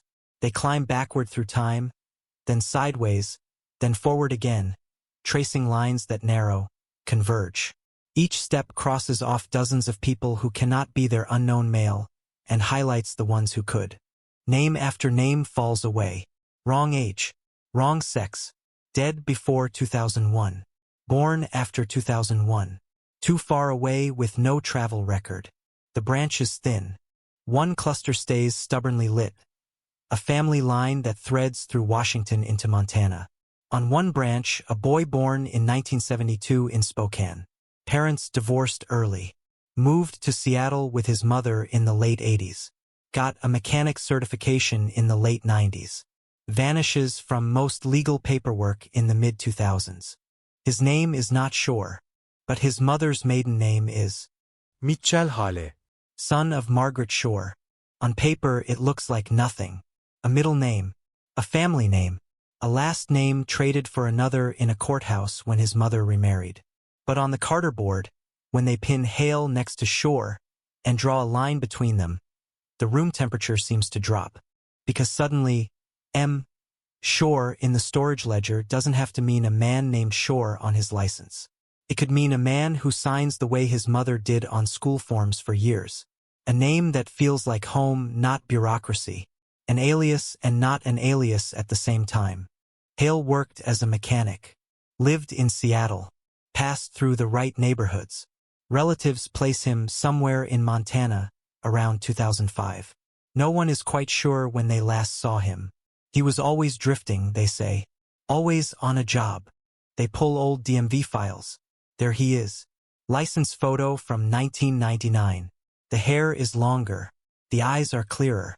But the jaw, the crooked nose, the set of the mouth, they hum in tune with the bus composite. On his left hand, barely visible as he grips the steering wheel in the photo, a dark shape on the middle finger. A ring. In the notes from his 2001 vehicle registration, a model jumps out. Blue Honda Civic. Registered to him when he was living 3 blocks from where Emily's Honda was later found. The ink on the page feels like it's yelling. Blue Civic. Mechanic. Ring. For a long moment, no one speaks. The hum of the fluorescent lights fills the gap. Run him, Ruiz says finally. His voice sounds too loud. Everything. Jobs. Addresses. Friends. Anyone who sat near him in high school. They push his name through the system like a test batch of data. Old employers surface. A junior high incident report about a fight where he broke someone's nose. A restraining order from a former girlfriend in 1997. Dismissed when she stopped showing up to court. Her statement back then was messy, emotional, muffled by shame. He grabbed me. He wouldn't let me leave. Said I was being dramatic. The word grabs Ruiz's spine. Easy. Dramatic. Words that blame the victim for not going along with the script. But the file says she moved out of state. No current address. Trail cold. They send the partial DNA profile to be checked against whatever biological remnants they can scrape from Hale's old life. It's not easy. His toothbrush is long gone. His clothes dispersed. But in one warehouse in Montana, where he worked a few shifts 10 years ago, A first aid kit has been sitting in a dusty corner. Inside, a Band-Aid still stuck to its paper backing, dried brown at the center. Logged at the time as employee cut, cleaned, tossed aside and forgotten. They swab it, run it. The computer sings. Partial match. Shared markers. Enough to say, this bandage and the unknown male in Emily's bag are almost certainly the same man. It's not a name in a courtroom yet, but in the cold case room it lands like one. Mitchell Hale, Warren says, tasting the name. Not sure. Hale. Both, Ruiz replies. He's both. The story in the files starts to bend around that name. Old questions take new shapes. Why would he send emails? Why would he nudge them toward the bus, the rings, the narrative? Is he proud? Regretful? Bored? Or is it not him at all, but someone who knew him too well? Someone who shared a house, a toolbox, a life? They trace the family tree again. Siblings, half-siblings, cousins. One cousin, born in 1980, stands out. Lives in Idaho. Married. Kids. Works in IT. Quiet life, nothing on his criminal record but a speeding ticket. His DNA sits in a database because he once participated in a commercial ancestry project. That's how the tree was built. They knock on his door in the late afternoon. Light slants across a perfectly ordinary street in a perfectly ordinary town. Kids' bikes on lawns.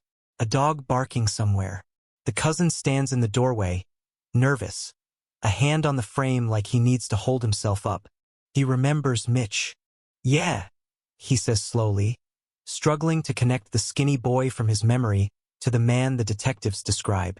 He was intense, quiet as a kid. Not the hugging type. Always liked taking things apart. Engines, radios, stuff from the dump. He'd disappear for hours and come back with greasy hands, and this looked like he'd been somewhere else in his head. When was the last time he saw him? 03? 04? At Grandma's. He was jumpy. Kept looking at the door. Had that ring on again. Black thing. Said it was a promise. I asked, to who? He laughed. Didn't answer. Did he ever talk about Seattle? About a missing girl? About wanting to be on the news? No, the cousin says. Then he pauses. He did say something weird once, though, after he'd had a few beers. He said, you know what's funny? Everyone thinks the cameras see everything. They never look where the cameras don't reach. That sentence slots into the bus footage like a knife into a sheath. They get the cousin's consent to look through an old box of junk Mitch left behind once. Tools. A denim jacket that smells like old smoke. Receipts from gas stations. A handful of Polaroids. Most are nothing. Engines. Cars. A dog. But one is different. An interior shot of a car. Steering wheel. Handbrake. A smear of motion in the passenger seat. Too blurred to identify. On the back, in faded ink. One word. Easy. The lab compares it to the basement Polaroid. The grain patterns match. Same film stock. Same camera model. Possibly taken within the same year. The word easy isn't just a cruel comfort he whispered in an alley once. It's a theme, a joke to himself, a label he wrote on his own work. Now the DA is listening, really listening. In 2019, a warrant goes out quietly for the arrest of Mitchell James Hale on suspicion of kidnapping and homicide in the disappearance of Emily Carter, conditional on his being located alive. But there's the problem. Nobody knows if he is. They run his Social Security through financial systems. No income, no benefits, no credit cards. They check death records. No match. If he died unofficially off the grid under another name. Or he didn't die at all. He just learned how to be invisible in a world obsessed with being seen. The media doesn't get his name. Not yet. Internally, SPD is cautious. They've been burned before by naming someone too early, by letting public hunger outrun evidence. Officially, they call him person of interest. Unofficially, his face is everywhere on the 5th floor. On monitors, on printouts, in the minds of detectives who dream about him walking past them on a street and not recognizing him until it's too late. The anonymous emails stop for a while. No bus tips. No ring photos. Silence. It's almost worse than the messages, because silence can mean anything. Safety, or planning. Then, in early 2020, just as the world starts to tilt for reasons that have nothing to do with old crimes, another message arrives. Same style, same lack of signature, different tone. This isn't over. You're looking for a man who doesn't exist anymore. But if you want to know what happened, really happened, ask why she got off that bus. Attached is a single file. Audio this time. A hiss of background noise. A faint hum like an engine. Then a voice, distorted, pitch shifted, blurred, but still unmistakably human. She didn't scream, it says. Everyone thinks they'd scream. They don't. They bargain. They talk. They think they can reason with it. Static. A click. The file ends. The lab analysts tear it apart. Packet origin. Spoofed. Rerouted. The waveform. Altered. The voice could be anyone. Could be Hale. Could be his cousin. Could be a bored teenager with a laptop and a dark sense of humor. But the sentence hangs there. Heavy. Ask why she got off that bus. Because in the footage, she doesn't. The camera never shows her stepping down.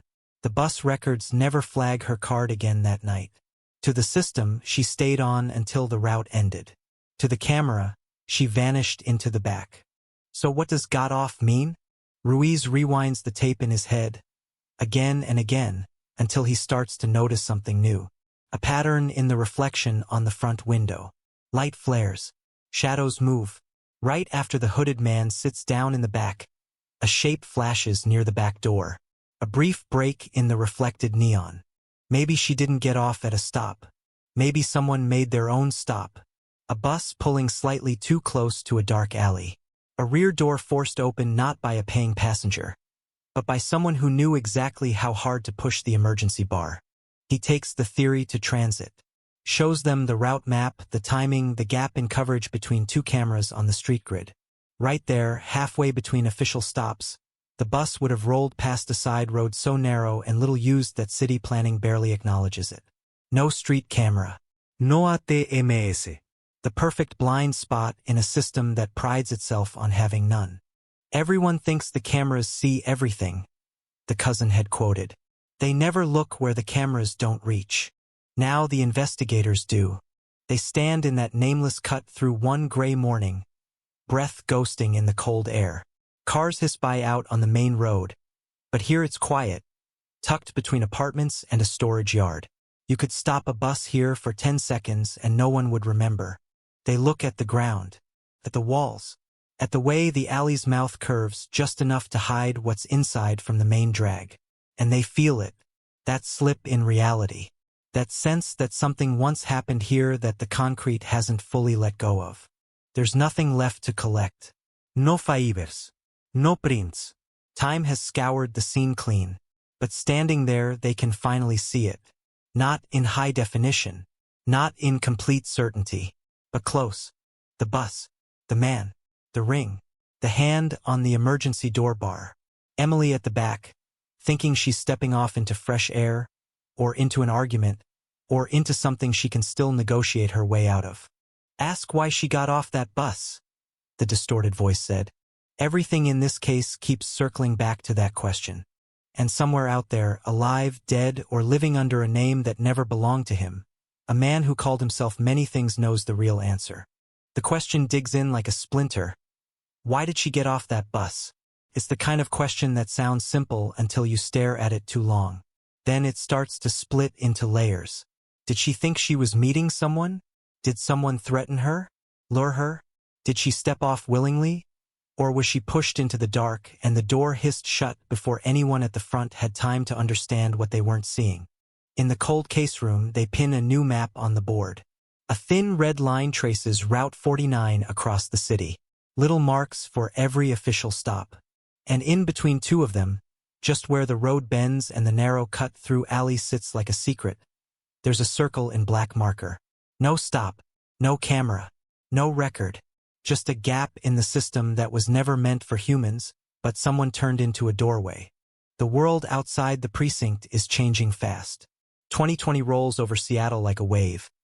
Empty sidewalks, masked faces, bus routes reduced, streets too quiet even for a city that's good at being subdued. But inside that building, just above the hum of fear and the whine of ventilators, there's another current running beneath it all. The Carter case still moving, stubborn, refusing to sink under everything else. Zoom calls replace in-person interviews. Ruiz and Warren sit in front of flat screens, ties loosened, faces washed in the pale blue light of video windows. They talk again to the old bus driver from 2001. He's retired now, gray hair, houseplants in the background, a dog asleep on the couch behind him. He squints at the shared screen where they replay the route footage. His own younger shoulders are visible in the corner of the frame, hands on the wheel, a younger face in the mirror. "Do you remember that night?" Ruiz asks. "I remember a lot of nights," the driver says carefully. "But that one we ran this back already, didn't we?" "We did," Warren says, voice soft. "But our tools are better now, and we're looking at a specific gap in the route. Here." He marks the spot between stops, the black circle hovering over the map like a bruise. "Do you remember ever stopping there?" "Not a proper stop. Just pulling over." The driver stares at the map on his screen. Something flickers across his face, almost irritation, almost fear of remembering wrong. "We weren't supposed to," he says. "Policy was clear. Stops only at signed points. Emergencies, fine. But you write it up. Log it." "I don't remember logging anything." "Did anyone ever ask you, back then, about using the rear door between stops?" He shifts in his chair. The dog lifts its head briefly, then settles. "People tried all the time. Kids, drunks, bang on the door, yell to be let off at the corner so they didn't have to walk. I'd yell back, tell them to wait for the next stop. Sometimes they'd hit the emergency bar. I feel the alarm hit the brake. You shout, you swear, you threaten to kick them off. It was a dance. But that spot," he taps the screen. "I don't remember any alarm there. I think I'd remember." He looks up straight into the camera now. "Listen, if I'd seen something, I don't sleep easy as it is. But I don't think I missed a girl getting dragged off my bus. I can't live with that idea." They thank him and end the call. But Ruiz can see the man's face long after the window goes dark. Because the worst thing isn't knowing you did something wrong. It's suspecting you might have and never being able to prove otherwise to yourself. The email's line keeps echoing. "You're looking for a man who doesn't exist anymore. Was that bravado, regret, or just a fact? If Hale is alive, he's buried himself under a new identity so deep that even the digital age hasn't sniffed him out yet. If he's dead, then all they're doing is reconstructing the silhouette of a ghost so they can hang it in a courtroom that will never see him sit in the defendant's chair. The DA wants more, needs more. A partial DNA match, a genealogical tree, a bus video, a ring, a Polaroid. It's a powerful story, but stories aren't enough. They need weight. They need bones.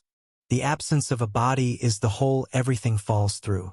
In late 2020, between press conferences about case counts and emergency orders, the department authorizes something the Carter family has begged for since 2003, a broad, quiet re-examination of unidentified remains in Washington and beyond.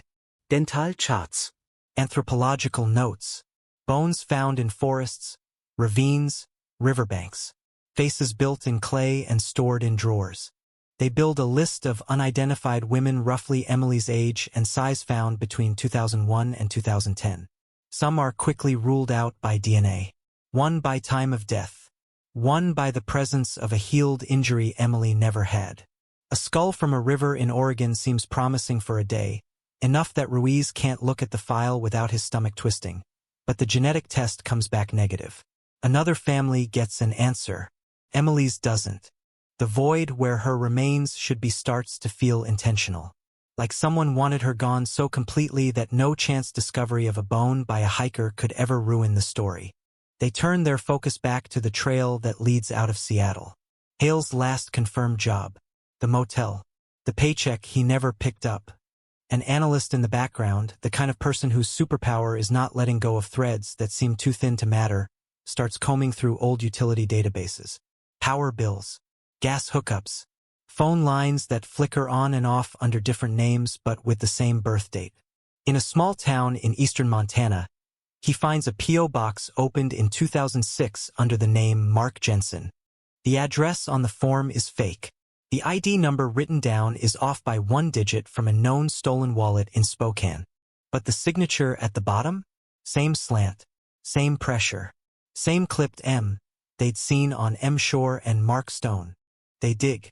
The P.O. box was closed in 2008 for inactivity. No forwarding address. No record of what arrived there. But nearby, a storage facility lists a small unit rented from 2006 to 2007. Name on file, Mark J. Paid in cash, 6 months upfront. Then nothing. Unit cleared by management after non-payment. Contents auctioned, then tossed when no one showed. Paper records only. No photographs. Always just behind him. Always 1 year too late. In early 2021, the podcast that first lit the fuse comes back with a 3rd season. They've grown. Better sound, more reach, millions of listeners now instead of thousands. They devote the opening episode to the Carter case again, this time with new information quietly sanctioned by SPD. The genealogy link, the existence of a mechanic suspect who may have used multiple names, the idea that someone is out there watching the investigation and sending taunting clues. They hold back the name Hale. They hold back the ring photo. Some things are still too raw, too useful to throw into the fire of public speculation. But they ask for something specific at the end of the episode. The host's voice is calm, focused, cutting through earbuds and car speakers. If you were in Seattle on July 14, 2001. If you rode Route 49, if you filmed your night out, if you have tapes in a box you never digitized. Look at them. Check them. Especially if you were near the Capitol Hill area between 11 p.m. and midnight. Your old home video might show a bus stop it shouldn't. Car parked where it shouldn't. A face that didn't matter to you then but matters very much now. Sounds like a long shot. It's a long shot. But the world is bored and scared and stuck at home, and people are digging through their pasts for comfort anyway. Nostalgia is a drug. So is relevance. 2 weeks later, an email lands in the podcast inbox from a man in Portland. Forwarded instantly to SPD. Subject: Old mini DV from Seattle trip? Might be something? He explains. In 2001, he was a college kid visiting friends in Seattle. Dragged along to clubs, bars, house parties, filming everything on a cheap mini DV camcorder because that's what you did if you wanted to remember blurry nights that didn't deserve to be remembered. He never edited the footage, just labeled the tapes and shoved them in a shoebox. After hearing the episode, he dug them out, digitized one, and scrubbed through. About 30 minutes in, he says he caught a glimpse of a bus and a girl in a red jacket. The detectives sit shoulder to shoulder again in the lab as the video loads. No fancy security angle this time. This is handheld, shaky, drunken. The camera swings past neon signs and laughing faces, catches music thudding out of doorways, glances at puddles reflecting streetlight halos. Young people mug for the lens, throwing up peace signs, shouting nonsense. Time capsules with bad haircuts. Then the cameraman swivels toward the street as a bus hisses to a stop. The timestamp in the converted file reads 11:16 p.m. From this angle, they can see the whole length of it. Route number glowing on the front. The driver's silhouette. The side windows like a row of small television screens. In the middle section, near the rear door, a woman stands up. Red jacket. Messenger bag. She braces one hand on the overhead bar as the bus rocks. Her face turns toward the camera for a heartbeat. Unknowing. Just another stranger in someone else's night. Even in the blur, Ruiz feels his chest tighten. Then the bus doesn't pull all the way to the marked stop. It rolls those extra few meters and comes to rest slightly before the sign, right where the nameless cut-through intersects. From the sidewalk, it doesn't look wrong. From above, on the map, it's a sin. On the tape, the cameraman laughs at something someone says off-screen. The bus doors open. The front ones under the driver's watch. The rear ones too, in the middle. The red line on the asphalt that's supposed to line up with the official stop is clearly behind the rear door. Emily steps down. Not to a crowded corner. Not to the light of a bar. To the mouth of the darker gap beside the building. The hooded man is behind her. Someone taller, face turned away, one hand on the rail. The camera catches only his profile for a second. Just long enough to see the squareness of his jaw, the shape of his nose, the way he moves. His left hand brushes the side of the door as he exits, and the lens flares on the metal glint at his finger. A ring. Then the cameraman spins away again, distracted by his friends. "Dude, you're gonna drop that thing," someone shouts. The bus pulls off out of frame. In 15 seconds of accidental footage, a stranger caught what entire investigations missed for years. They freeze it, enhance it, not like in movies where pixels magically grow more pixels, but enough. Enough to prove that yes, the rear door opened where it wasn't supposed to. Enough to show Emily stepping into the gap. Enough to show the man on her heels, too close, too casual, too practiced. Enough to show the driver never turned his head. When they show him the video on another grainy Zoom call, the old man's face crumples. His hand flies to his mouth. He watches himself, 20 years younger, staring straight ahead as the scene plays out behind him in the reflection of his windshield. "I didn't see," he whispers. "I swear to God, I didn't see." "No one's saying you did," Warren says quietly. "He knew where your eyes were. He knew where the camera at the front pointed. He lived in the blind spots. That's the point." The DA watches the same clip in a darkened room. The sound turned down so the laughter from 2001 doesn't distract from the details that matter. Every angle of the hooded man's face is compared to the bus composite, to the DMV photo, to a scanned image plucked from an old employment badge at the Seattle repair shop where Hale once worked. Jawline, nose, ear shape, even the way his weight sits on one leg as he waits to step down. The software spits out percentages, queries, overlaps. Human experts look at them and nod, slowly, as if afraid to move too fast and scare the truth away. Ratio by ratio, frame by frame, the odds line up. Statistically, it's nearly impossible that this hooded man is anyone but the man whose name has been whispered in that building for years. The one who signed as Shore Stone Jensen. The one whose DNA ghosts through Emily's belongings. The one who wrote "easy" on the back of a blurred photograph like a punchline only he understood. They still don't have a body. They still don't have a confession. But now they have something close to a last sighting that actually means something. Not just last seen leaving a bar or last seen on a bus. Last seen stepping into a trap with one particular man right behind her. In the Carter kitchen in Tacoma, the video plays on a laptop screen. Emily's mother sits rigid, hands clenched in her lap, as a younger version of her daughter flickers into view for a few seconds and then disappears. She doesn't cry. She doesn't scream. Her face doesn't change much at all. When it ends, she just says very quietly, "So that's him." No one in the room asks who she means.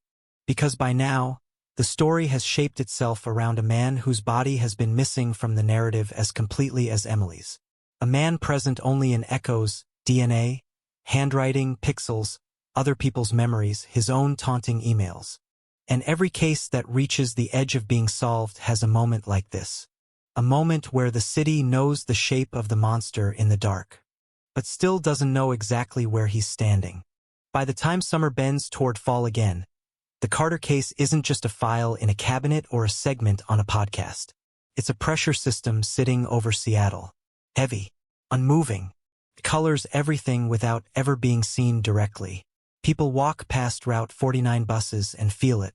They step into alleys and sense it. They look at the man next to them in line and wonder, for one split, ugly second, could it be you? Inside SPD, the video from the mini DV tape becomes the new center of gravity. Everything orbits it now. The bus, the rear door opening where it shouldn't.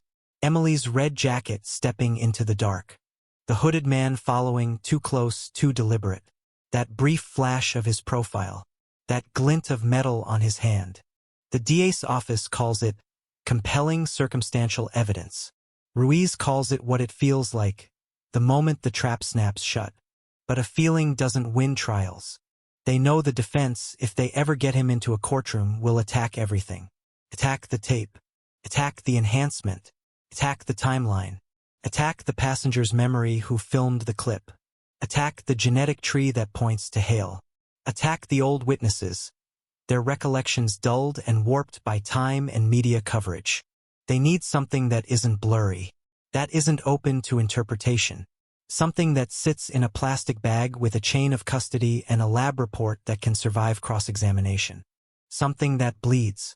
In late 2021, the genealogists come back with a new diagram. The Hale family tree has been refined, branches tightened. In one branch, they find a woman, Mitchell's half-sister, living outside Spokane. Different last name, quiet life, never in trouble. No reason on earth to expect a knock on her door from two detectives in suits. She answers with suspicion first, then confusion, then an exhaustion that sinks into her shoulders as they explain, carefully, why they're there. Why they're saying a brother she hasn't seen in 15 years might be connected to words like abduction and homicide. She doesn't slam the door. She doesn't kick them out. She sits at her kitchen table, fingers wrapped around a chipped mug, and tries to line up her childhood with the monster the files suggest. He was quiet, she says. Mom always said he just felt things differently. He could be nice. Then he'd flip. Not screaming. Just mean. Cold. Like you didn't matter anymore. Did he ever talk about Seattle? She nods. He loved it. Said the city made him feel invisible. He liked that. Said he could walk whole nights and never have to explain himself to anyone. She pauses, then adds, he sent me one letter after he left. After he disappeared. No return address. Just a P.O. box number. He said he was starting over. Then he wrote this line I didn't understand. I kept it because it sounded wrong. She disappears into a back room. Returns with an old shoebox. Photos. Ticket stubs. A folded envelope yellowed with H. She pulls out the letter. The paper crackles as she gently smooths it on the table. The handwriting is familiar now. Slanted, tight, pressure-heavy in the places he cuts his letters. One paragraph stands out. People think the world is watching them now with all these cameras. They don't get it. The cameras are blind half the time. They only see what they're pointed at. Stay in the seams and you can do anything you want. Easy. There it is again. That word. Casual. Weaponized. At the bottom of the page, a faint brown smear smudges the corner. Old. Tiny. The color of dried blood. Lila in the lab stares at it like it's a live wire. It's probably nothing, she mutters. Could be coffee. Could be sauce. Could be any of 1,000 things. Or it could be him. The half-sister is willing. She signs the consent forms with a hand that trembles only once. They don't tell her the whole weight of what they're hoping for. They don't say, we want your brother's blood in our system. They just say they want to be certain. They take the letter under sterile conditions. The brown smear is coaxed into a tube. Old cells, if they are cells at all, are teased apart. Days later, the result comes back. Male DNA. Partial, degraded. But enough. Enough to lay side by side with the sample from Emily's bag strap. Enough to compare with the bandage from the Montana first aid kit. Enough to run against the genetic profile anchored by the cousins who sent their spit into tubes for fun. The computer doesn't hesitate. It aligns the peaks and valleys, pairs the markers like puzzle pieces. Probability numbers bloom on the screen. The margin for doubt shrinks, shrinks, shrinks. The unknown male who left traces on Emily's belongings. The blood on the Band-Aid. The smear on the letter. The family lines mapped by genealogy. They converge. Hard.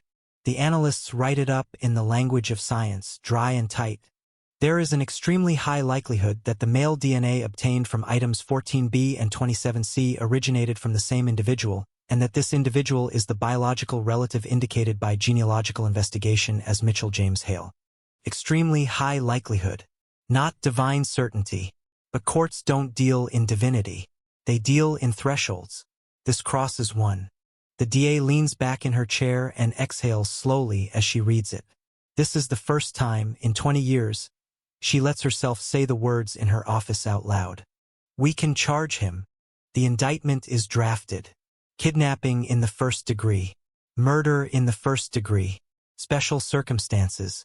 It's a strange document, accusing a man who might be dead, might be eating breakfast somewhere under another name, might be sitting on a couch hating the sound of his own name echoing through a building he's never stepped in. There is one condition. Upon apprehension of the defendant, they still have to find him. March 2022. The world is staggering back onto its feet. So are the investigators. Travel opens up again. The manhunt goes quiet, then loud, then quiet again. Databases flicker. Plane manifests are combed. Border crossings checked. Nothing. Then a ranger in northern Idaho sends a report that lands in the general inbox like a stray bullet. On the edge of a national forest, where the paved road dissolves into gravel and then into dirt, there's an old cabin. Not much more than a shack. Local kids have been breaking in, partying, leaving trash. The land records say it's on a parcel once owned by a J. Hale. Transferred, then abandoned. The taxes lapsed. The property went into a tangle of liens and auctions no one bothered to fully untie. It's a nowhere place owned by no one, officially. Unofficially, the ranger says it looks like someone lived there not that long ago. The photos attached show a one-room structure with sagging walls. But inside, it's not entirely wrecked. There's a cot, a rusted stove, shelves lined with canned food, some expired, some not. And on one wall, half torn down by vandals, something that stops Ruiz's eye on the screen. News clippings, some from the early 2000s. Small articles about a missing woman in Seattle. Flyers reprinted. A grainy photo from a TV screen. Then newer ones. Cold case reopened. Evidence found in basement. A printout of an online article about the podcast. The ranger's note is simple. Figured you'd want to see this. They drive out. The air smells different there. Drier, sharper, like it's been filtered one more time before reaching the ground. Pines stand thick and indifferent around the clearing. The cabin sags under the weight of weather and time. Inside, the clippings are more disturbing up close. Sections circled in red pen. Names underlined. In the newer ones, a handwriting note. They're wrong about the timing. Beside a mention of the bus. Took them long enough. A cheap tabletop scanner sits on a crate, unplugged. A dusty laptop, so old it might as well be a fossil, rests on another. The hard drive is pulled. Later, back at SPD, digital forensics will coax it back to life and unravel searches. Offline drafts of emails, and a folder labeled E that makes everyone stop breathing for a second. Here, now, they move deeper into the cabin. A narrow ladder leads to a crawl space above. The space is tight, hot, heavy with dust that explodes in the beam of their flashlights. Old blankets, a crate, another box, smaller than the one found under the hardware store in Seattle but eerily similar. Wooden, nails rusting. Ruiz's hand hovers over it. He already knows what's inside before they pry it open. Not bones, not a body, not the clean horror of that. Rings. 3 of them again like in the anonymous photo. One thick and dark with the same chip. One plain. One small and silver. Engraved on the inside, ERC. They tag it, bag it, log it. A lab report will later confirm what everyone in that cabin already feels in their bones. The engraving matches a custom order from a Seattle jewelry shop in 1999. A ring bought by Emily herself using money from her first big design client. A ring she almost never wore because she was afraid of losing it. He kept it. Along with the rings, the box holds a strip of fabric. Red, once. Torn. Threads match the jacket her mother has kept folded in a cedar chest for 2 decades. The jacket they always assumed was lost forever. He kept that too. And at the bottom of the box, a Polaroid. Not blurry this time. The interior of a small, old cabin. Could be this one. Hard to tell. In the foreground, a chair. In the chair, tied at the wrists, head turned away from the lens, hair obscuring her face, is a young woman. Jeans, red jacket, messenger bag strap cutting diagonally across her chest. The camera flash has wiped out some details, but others stand out in brutal clarity. The shape of her jaw, the line of her nose, the small scar on her left wrist from a childhood bike accident her mother once mentioned to detectives as a distinguishing mark. On the back of the photo, one word in jagged black ink. Still. The room in the cabin feels too small suddenly. The air thins. Even Warren, who has seen more than enough horror for one lifetime, has to step back, breathe through his teeth, stare at the cracked ceiling until his vision steadies. This is the moment everything tilts. Because up until now, the story always had a space where someone could wedge doubt. Maybe she ran. Maybe she got into another car. Maybe the DNA's wrong, the footage is wrong, the box is staged. It's harder to say that when you're staring at the face of a girl who never came home, tied to a chair in a cabin the man you suspect used as a hideout, wearing the exact clothes she had on the night she walked out of the lantern. Emily is no longer an abstraction on a missing poster. She's right there, mid-breath, frozen in someone else's definition of the word, still. Back at SPD, the photo slides into evidence under glass. The cabin yields more. A notebook full of fragmented thoughts. Some about cars. Some about the city. Some about noise and people who think they're the main character. And scattered between those ugly, staccato sentences that sound like rehearsals. She went with me. She could have said no. She wanted to leave. I gave her a ride. It's the alibi he never got to try out loud. The lie polished for a day that never came. The hard drive, when resurrected, shows offline drafts of emails that match the style and wording of the anonymous tips the podcast and SPD received. He'd written more than he ever sent. Pages of rants about lazy detectives, about idiots in comment sections, about how long it takes people to see what's in front of them. He watched his own legend grow, corrected it in his head when people got details wrong, poked at it from burner IPs just enough to speed things along. Every file they open tightens the circle, and at the center, the same name keeps pulsing. Mitchell James Hale. The only thing missing from the cabin is Hale himself. No body under the floorboards. No shallow grave behind the trees. They bring cadaver dogs anyway. They sweep the area with ground-penetrating radar. They find old animal bones, a rusted truck frame, an empty oil drum. Nothing that used to be him. So where is he? The notebooks give one last clue. A page near the back, torn halfway but still legible, with a list of dates and coordinates. No labels. Just numbers. Some marked with a careful check mark. Some left blank. Lila recognizes the format. GPS coordinates. Mapping them paints a pattern across the Northwest. Job sites, motels, the cabin. One coordinate, unchecked, sits far north, almost at the Canadian border, near a stretch of river known for violent spring thaws and deep undertows. A place where someone could disappear without help. Or with a final, deliberate step. By the time fall of 2022 rolls over, the Carter file looks different. Not thinner, not neat, but sharper. The narrative has teeth now. Genetic confirmation. Possessions of the victim recovered from a space tied to the suspect. A photo no jury on Earth could look at and ignore. Writings that show awareness, intent, consciousness of guilt. Unofficially, within the department, the language changes. They stop saying, if he did it. They start saying, when he took her. Officially, one careful, historic sentence appears in a press conference watched by more people than anyone expects for a case this old.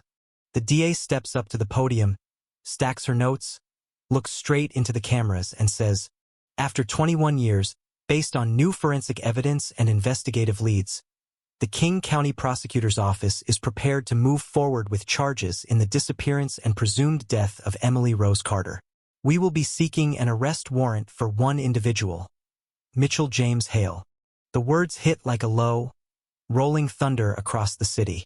For 2 decades, no one could say his name on TV. Now it's there, running under the anchors' faces, scrolling across phones. People who knew him once do double takes. People who never heard of him whisper it anyway. The title that's been floating around internet forums and late-night conversations for years suddenly feels heavier, more literal, more immediate. Seattle, 2001. Cold case. On paper, at least at last. About to be solved. The name hits the city like a flare in a dark sky. Mitchell. James. Hale. For years, he's just been a shape. A rumor. A ring glinting in bad footage. Now he has a full name, a middle name, a birth date. News anchors say it with practiced gravity. Podcasters whisper it like an incantation. Comment sections spit it like venom. People who never met him suddenly feel like they know him. The words wanted and charged share a screen with Emily's face for the first time. Two images locked together. Predator and prey. In living rooms across Seattle, the press conference plays on loop. The DA's measured voice.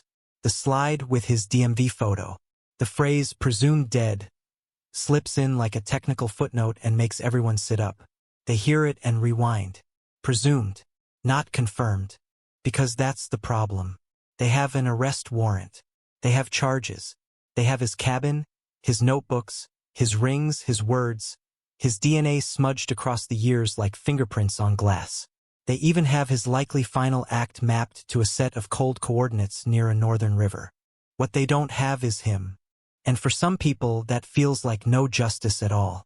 Emily's mother sits very straight at her kitchen table as a reporter asks the question everyone is circling. Do you feel closure? She stares down into her mug for a long second. Steam curls up, fogging the space between them. When she finally looks up, her eyes are dry and sharp and older than the reporter knows how to handle. I feel the truth getting closer, she says. That's not the same thing.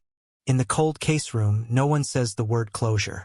They talk in terms they can measure: likelihood, probability, topography, dates.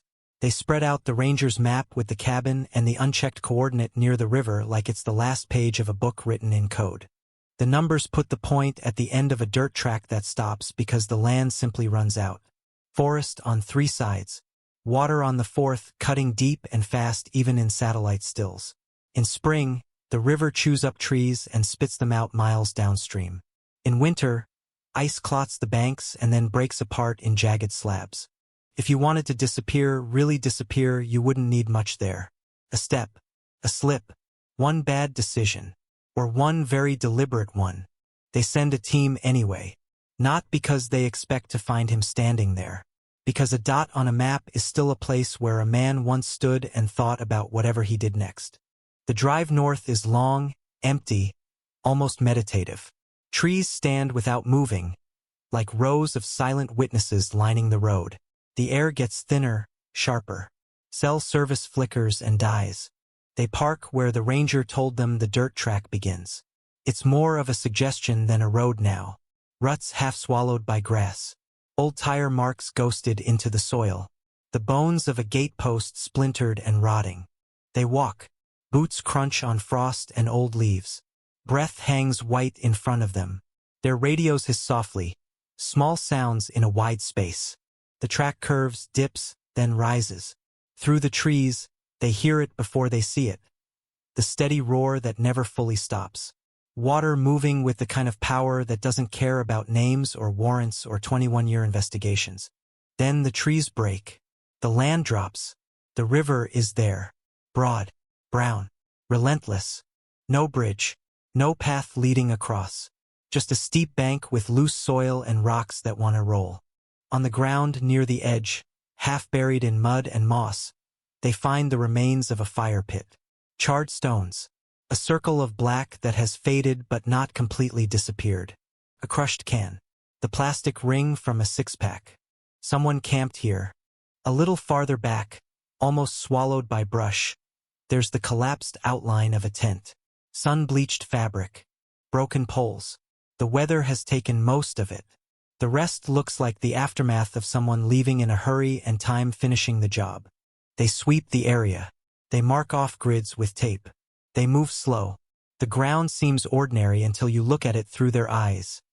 Every scuff, every scrap, every depression a possible echo. Down near the bank, where the soil is soft and treacherous, a patch of churned earth catches Ruiz's attention. He crouches, slides on a glove, brushes aside damp leaves. Underneath, a strip of nylon. Frayed. Snapped. The kind used in cheap camping chairs, backpacks, life vests. He tugs gently. It comes free with a sucking sound, bringing up a clump of wet dirt and a small, rusted metal buckle. Behind him, one of the search techs calls out, "Sir, over here." Farther along the bank, snagged in the thick roots of a tree that leans over the water like it's been pulled toward it for years, something gray protrudes from the soil. First, it looks like rock. Then the curve of it, the texture, the faint porous pattern, come into focus. Bone. The river keeps secrets. It also gives them up in its own time. Spring floods undercut the bank a little more each year. Something once buried higher has slid, crumbled, revealed edges it meant to keep hidden. They call in anthropologists.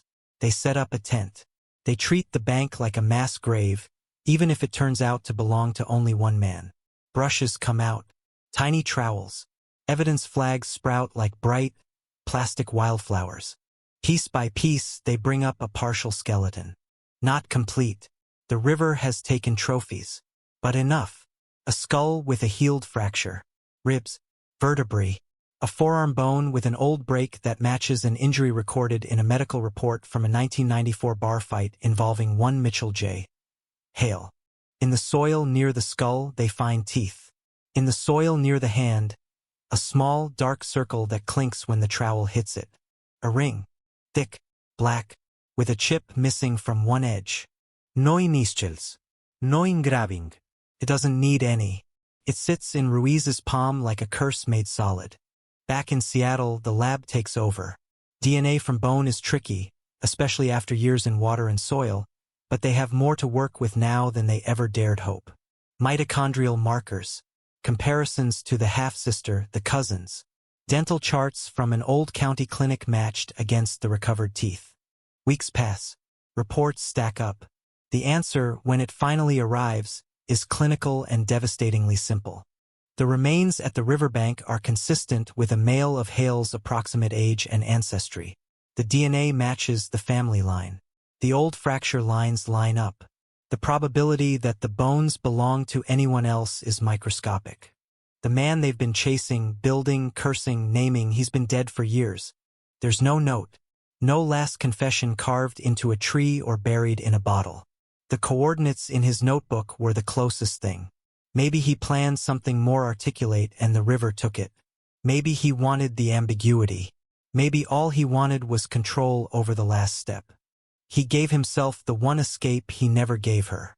In the squad room, the mood is complicated. Some detectives feel satisfaction, a grim kind of victory. They hunted him across states and years and systems. They forced the truth out of dirt and bone. They found him. Others feel cheated. There will be no perp walk. No trial. No verdict read while he shifts in a chair, jaw clenched, eyes flat. No cameras catching a reaction. That tiny flinch when a guilty man finally hears the word guilty, carrying the full weight of law. The DA announces it carefully, the way you announce something that is both an ending and not. Based on forensic evidence recovered in Idaho, we believe the primary suspect in the disappearance of Emily Carter is deceased. The case will be cleared by exceptional means. Cleared. Exceptional. Words that sound like victory in reports and like compromise in the ears of people who wanted something that doesn't exist in real life. Perfect justice. Online, the reaction explodes. Some call it closure. Some call it a cop-out. Convenient, a comment says. They blame a dead guy. No one can argue. Another person replies with a scanned page from the notebook. His handwriting, his words. Under it, the cabin photo of Emily in the chair. No one has to argue, they write. He argued against himself the whole time. Her mother, when told about the bones, sits very still. She listens to the scientific terms, the probabilities. She stares at the photo of the ring on the lab table. So he's gone, she says. No lift, no drop, just a flat line of sound. Yes, Ruiz says. He is. She nods once. Good. A pause. Now find her, because that hasn't changed. The cabin photo proves she was alive in that room. The torn fabric in the box proves her jacket didn't walk out on its own. But somewhere between that shutter click and the day he scribbled coordinates in his notebook, he put her somewhere the search teams haven't touched yet. Maybe near the cabin. Maybe near the river. Maybe along one of those checked-off coordinates on the page. Other sites, other nights, other places that meant something only to him. The focus shifts. Not off him, never fully, but away from the chase for a living suspect and toward the last gift they can still wrestle from the ground for her family. A body. Bones. Something to bury under a name instead of under a question mark. They go back to the notebook, to the list of coordinates. Every ticked box gets a new meaning now. What was he marking? Nights he camped? Jobs he took? Things he left behind? Search teams fan out along those silent points. Forest clearings, gravel pits, ravines. They find beer cans, fire rings, burnt-out cigarette butts. Evidence of one man's habit of drifting and setting up temporary lives he could abandon without a backward glance. In one site, they find a shallow hole lined with rocks, long empty. In another, they find animal bones cracked open for marrow. At a third, half hidden inside the roots of a fallen tree, they find a strip of plastic with the shadow of duct tape adhesive still clinging to it. Everything feels like it could mean something. Everything could be nothing. The cabin becomes a focal point again. They bring in dogs specialized in human remains. They spiral out in widening circles, noses to the ground. The dogs move, pause, alert, then lose the scent to time. They sweep the area around the river pullout again. Another team combs through old missing person reports, looking for patterns. Other women who vanished along routes he might have traveled. Other cold cases that might hum in sync with the rhythm of his life. The story that once centered on one girl and one night grows teeth and branches. People start to ask the question out loud that's lived in the detectives' heads for months. Was Emily the only one? Or just the one whose case got a podcast, a cabin, a photograph, a name? Officially, they can't say. Unofficially, the answer sits in the way the notebook lists more coordinates than any one person's favorite camping spots should need. The man is dead. The danger he posed, in the present tense, is gone. But his shadow stretches backward and sideways, into years and places no one thought to connect until now. On an overcast afternoon, with rain just starting to patter against the station windows again, Ruiz stands in front of the board one more time. Emily's face, Hill's face, the bus still frame, the cabin photo, the ring, the riverbank, red thread crossing and recrossing until it's hard to see the wall beneath. On the board, the word suspect under Hale's name has been replaced with offender, deceased. The file status is updated in the system. Cleared. Solved. His stomach turns on that word. Solved. He thinks of Emily's mother saying, "Now find her." He thinks of the empty ground around the cabin, the river that swallowed a man who wrote easy, as if it were a punchline. He thinks of all the precise, technical answers they have now and the one blunt, human answer they still don't. Where is she? The city shifts around this new reality. Bars change hands. Buses get new paint, new cameras, better coverage. Transit policy is rewritten in lines that trace back quietly to one night in 2001. A rear door that opened where it shouldn't. A driver who never knew what was happening 10 feet behind him. True crime channels stamp the case with the label they love so much. Solved. They put it in all caps. They pair it with words like finally and after 2 decades. They tell the story in tight, dramatic arcs, ending with the ring in the river, the bones, the DA at the podium. Music swells. Episodes end. Listeners move on to the next mystery. But in Seattle, in the quiet spaces between headlines, the case doesn't really end there. Not in the kitchen where a mother still leaves her daughter's bedroom door slightly open at night. Not in the minds of the detectives who know too well that a cleared case number doesn't always equal peace. Not along the bus line where, some nights, when the city is half asleep and the rain blurs the windows, a driver will glance in the rearview mirror a little more often than necessary, just to make sure every shadow has a face and every face is still there. On paper, Seattle 2001 is a cold case solved. In the soil, in the river, in the spaces a man once mapped for himself like a private constellation, there are still things waiting. And the story, no matter what the forms say, is not quite finished yet.